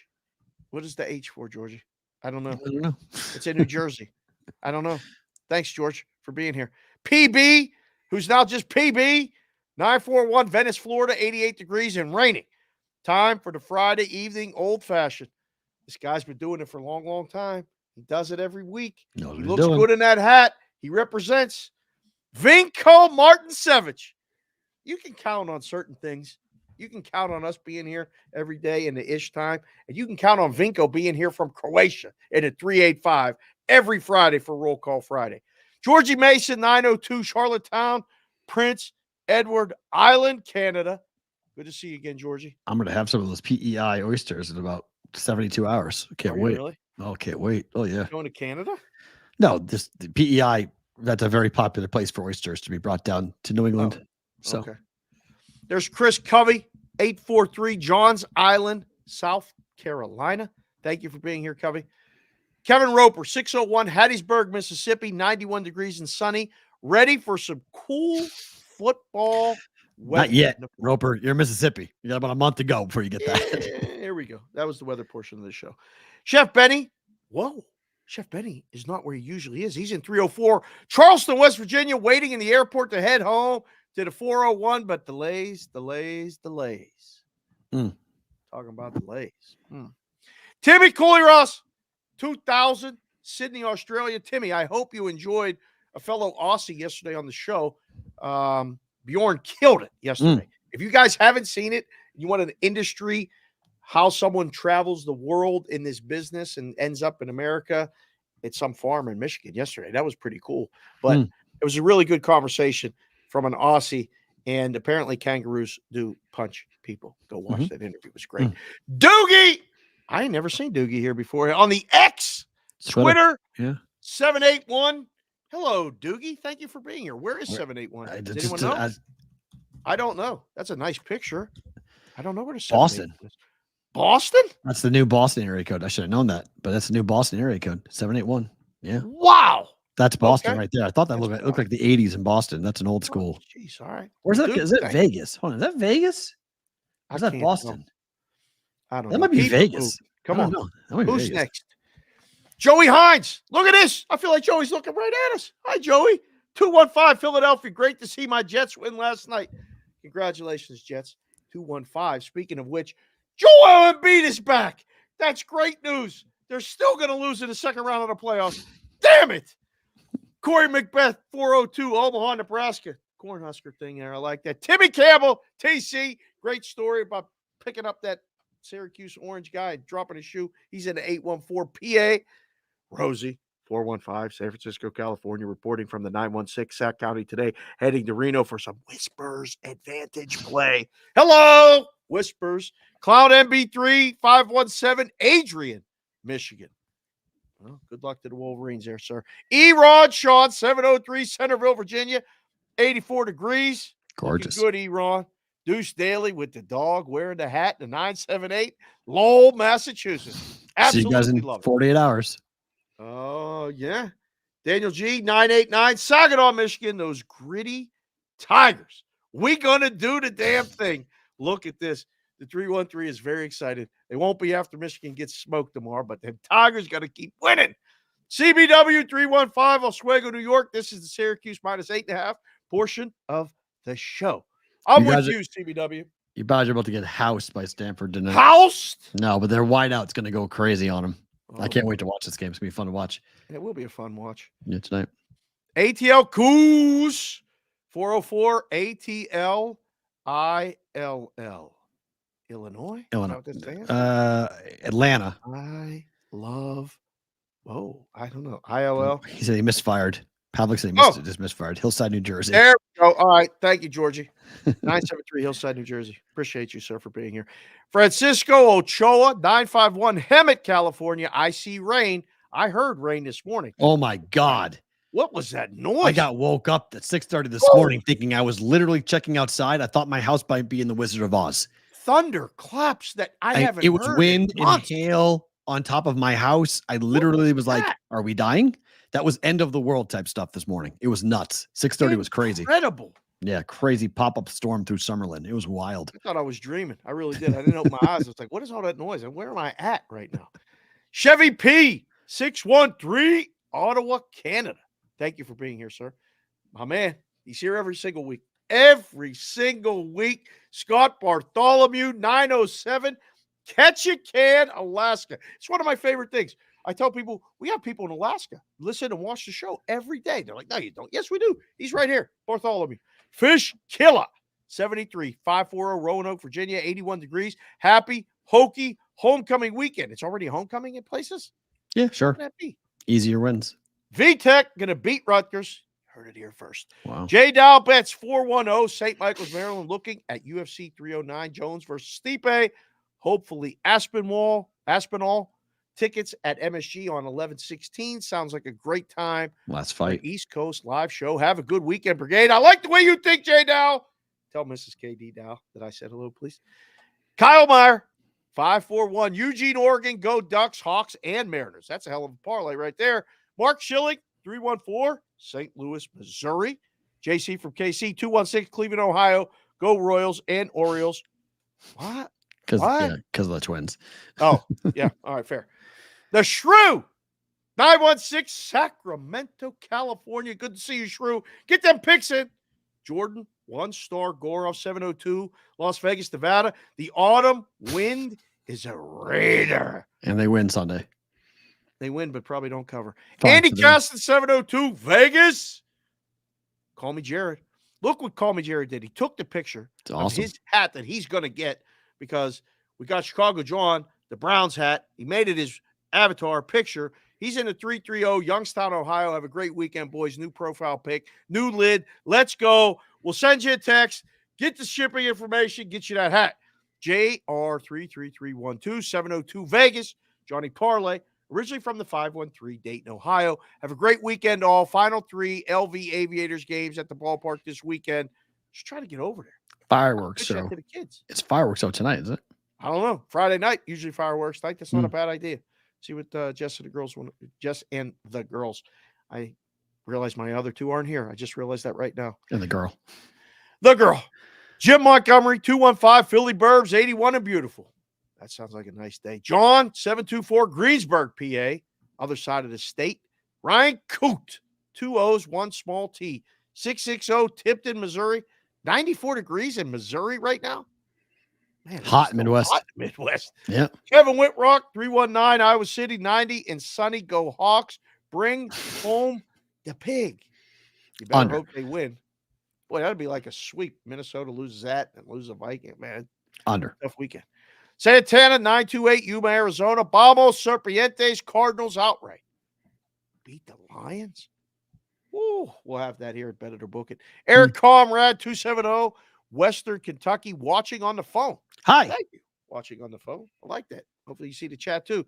WV Punch Drunk 1, 304, and the WV Steelers greatest sub 10-point win team ever. This is true. Ain't gonna be ugly. There's Gio DeWalt, my man Gio, 949 Seal Beach, big weekend of NFL and pickleball. Good luck to all this weekend. Stay true.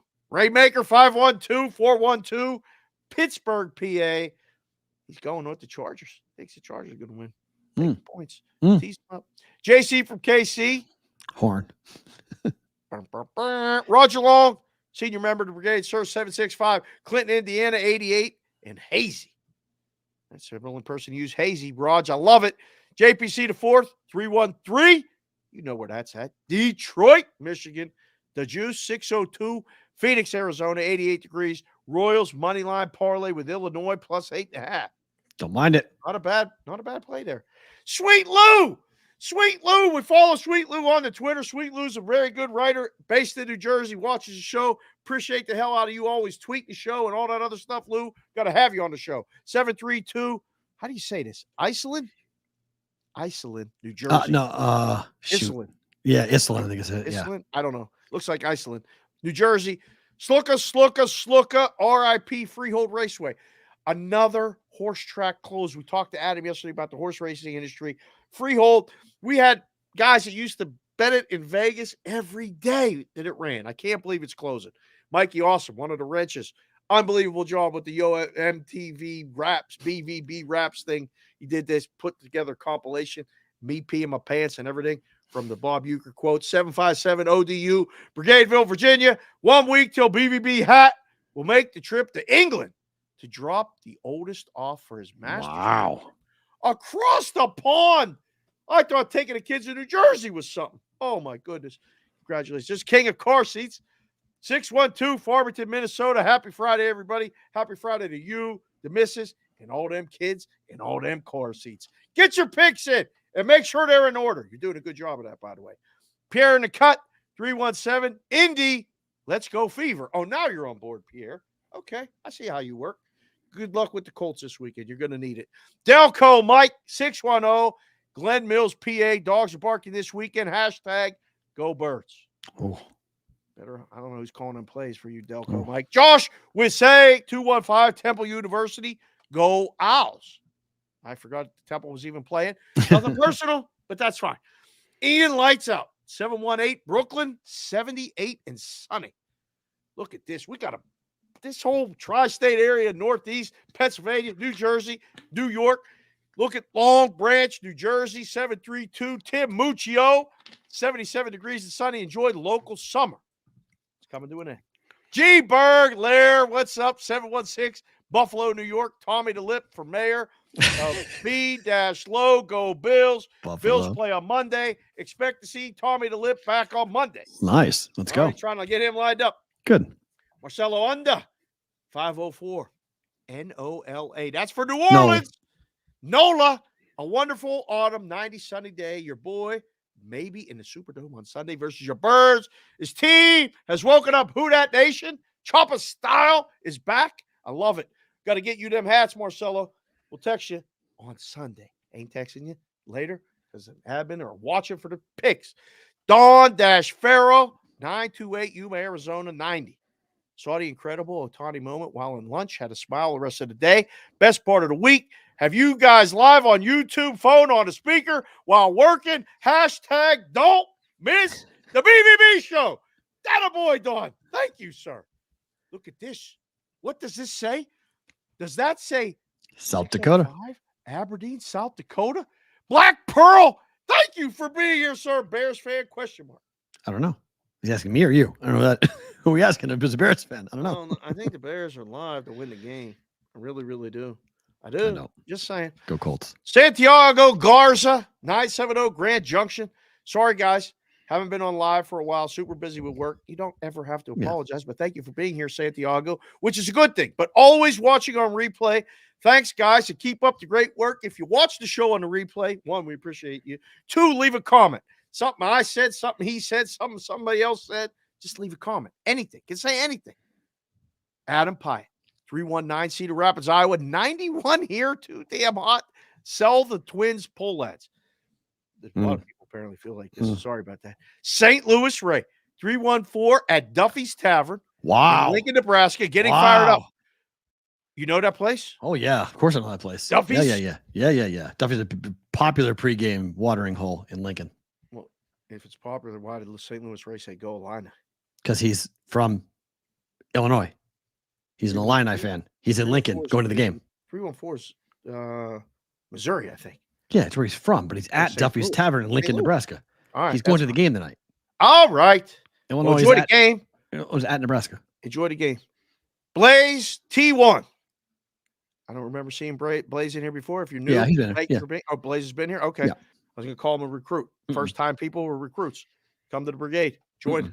616 Grand Rapids, Michigan. Tigers haven't made the playoffs since I was in 6th grade. Now a 50 or senior in college. Need this to happen. Come on, Tigers. 9 games. For Yeah, 9 Blaze. games. Ross Randall, 978, Amesbury, Massachusetts, 65, and raining out here on Jeffrey's Ledge. Wow. But the fish are biting, and I got BVB blasting. Have a wicked great weekend and go BC. Ross, I'll be in your neck of the woods in 42 hours. So 48 hours. Not this trip, but at some time, yeah. We got to go out and tuna fishing. I'm not going out in the fall, though. That's too fucking cold. No way. Forget that. No. D M. 919, Durham, North Carolina. Panthers get the W this weekend? This is breaking news. Thank you, DM, for being here. I don't know about that. There's 610 Glen Mills, PA. That's Delco Mike. Dogs are still barking all weekend. Hashtag Go Birds.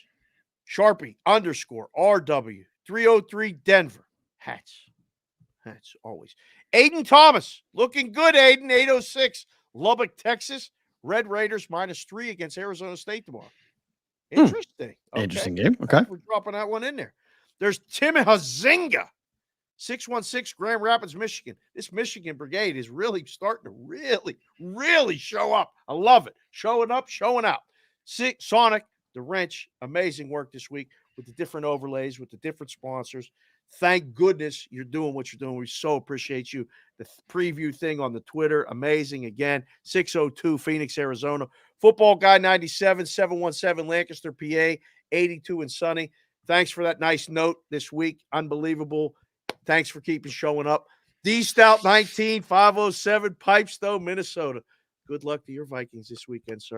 And thank you for being here. Look at that. Swing by on the way up 93, 15-pound pork shoulders going on the smoker Saturday night. Let's go. When I get back, I buy my smoker and we get back to cooking some meat. I'm with you. I'm looking forward to it. The weather's turned here in Vegas. It's time to start getting that morning smoke with the sun in the cold air going here in Vegas. October is a great time. Better to book it.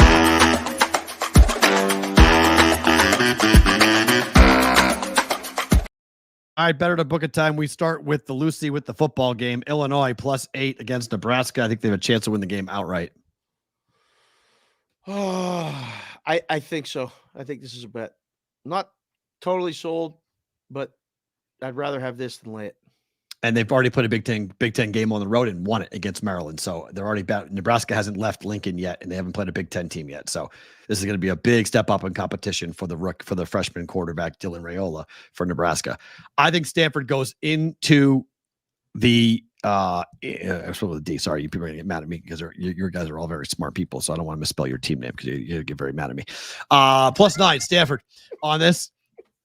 I think they go up to the orange, and I think this is a high-scoring game. I'm leaning towards the over in this game, but I'm not positive. I think Stanford puts a scare into the orange. They may win the game, but 9 points is too heavy. Not buying it. Blowout, Cal McCord? No, I mean they can win by 10, and we're good. I think Syracuse is a little bit not being underestimated. Just people don't know. I think don't know what they are. Better. I think Syracuse is better than people think. Don't know what they are. Yeah, that's a problem. And I don't know if anybody knows really what Stanford is. This is a weird game, but it's perfect because I watched the TCU game. I watched it. I like their offense. Yeah. And I'm not sold on Syracuse's defense. So I think it's gonna be a cover. Yes, me and you, the juice. Let's go. Yes, dogs barking Friday night. Dog barking Friday night. All with you. Tennessee first half laying 3.5 on the road against Oklahoma. Oh, okay. I would think this covers. I would think this covers.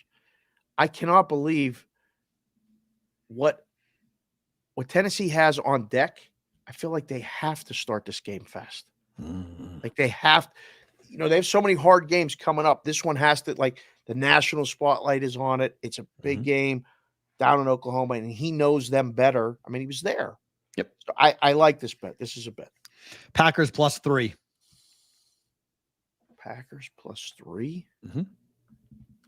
Is that even available? It was this morning. Even money. Oh, man. Scam likely calls me every day around this time, 2:00. Scam likely every time.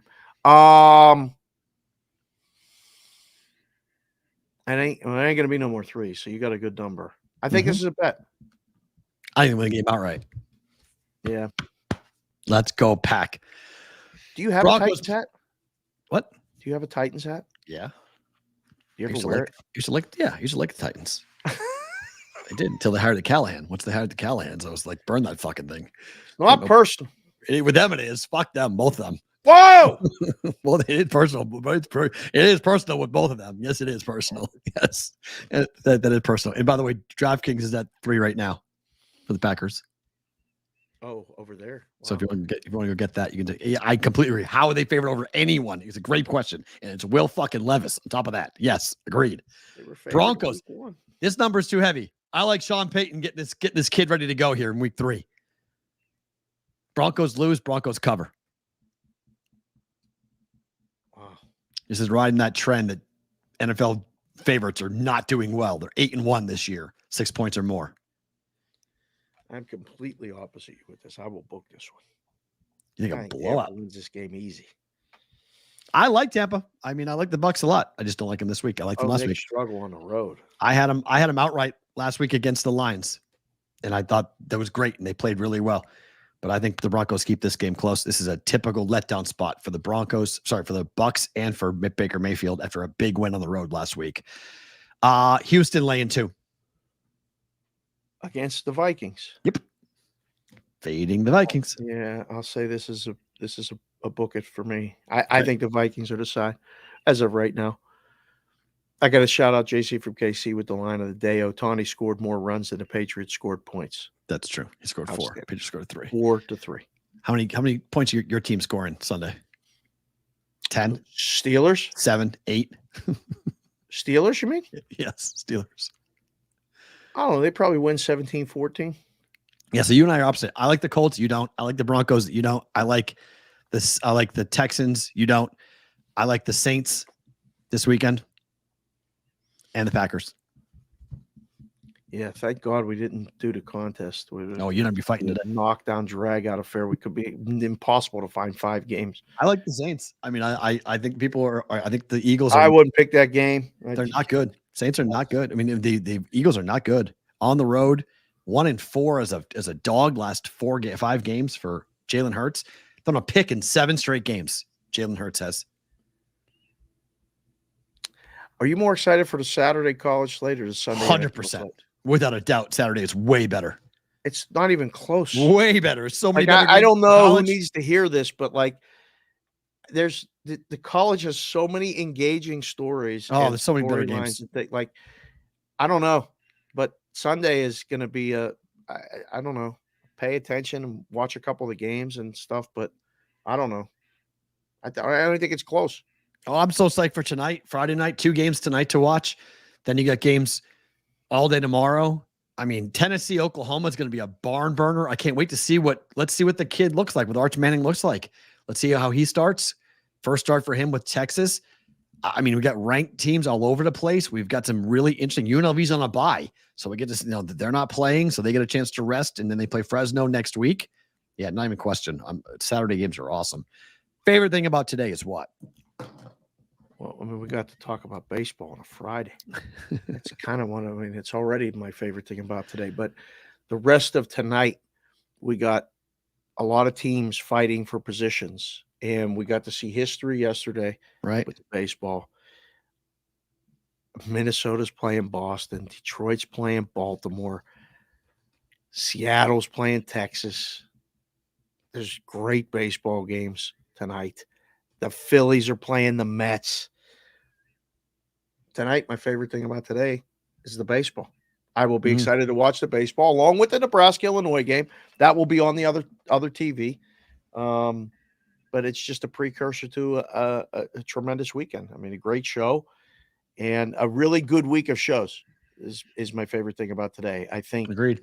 If you need to know what is the show about, what do you guys do, it's a lot more than just picks. And it's industry news, it's games, it's opinions. I mean, we did 10 minutes on mascots today, and we didn't even make the rundown.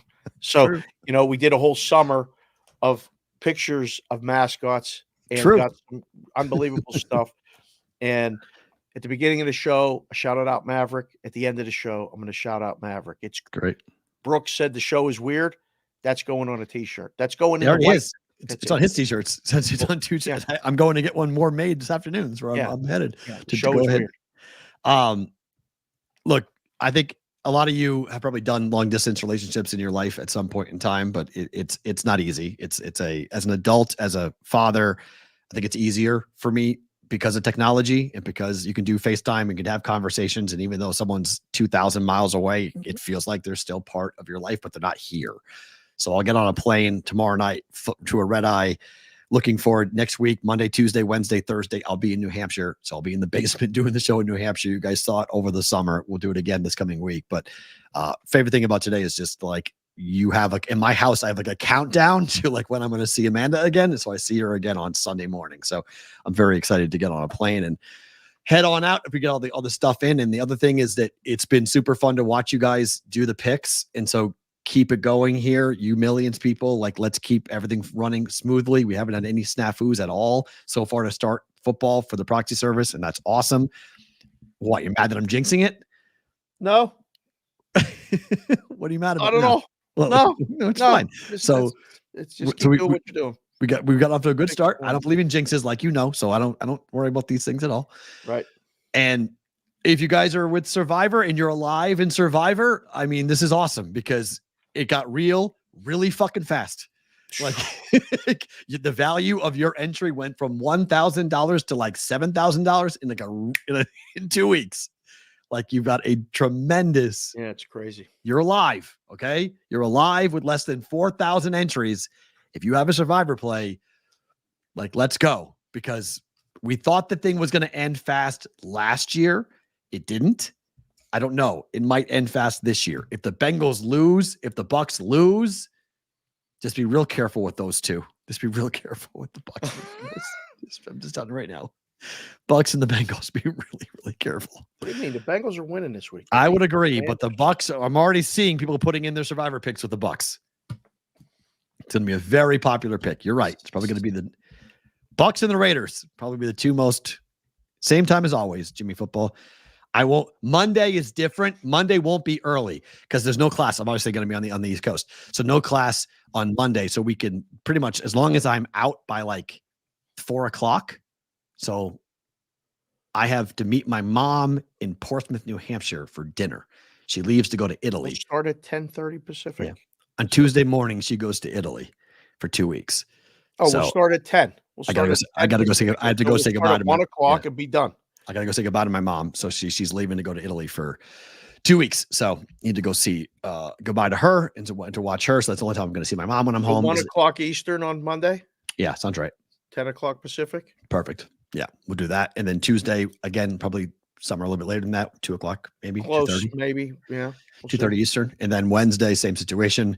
And then Thursday, the show. And then I'm on a flight 6 o'clock back to Vegas. I get back to Vegas Thursday night around 8 o'clock. So where are we eating at Portsmouth? Ross, I can't tell you because you might show up. I know where I'm eating, but I can't tell people. You guys might actually show up and freak the fuck out of my mom. Like, who the fuck are these people? It's the brigade. They're all here. Come on, take a seat.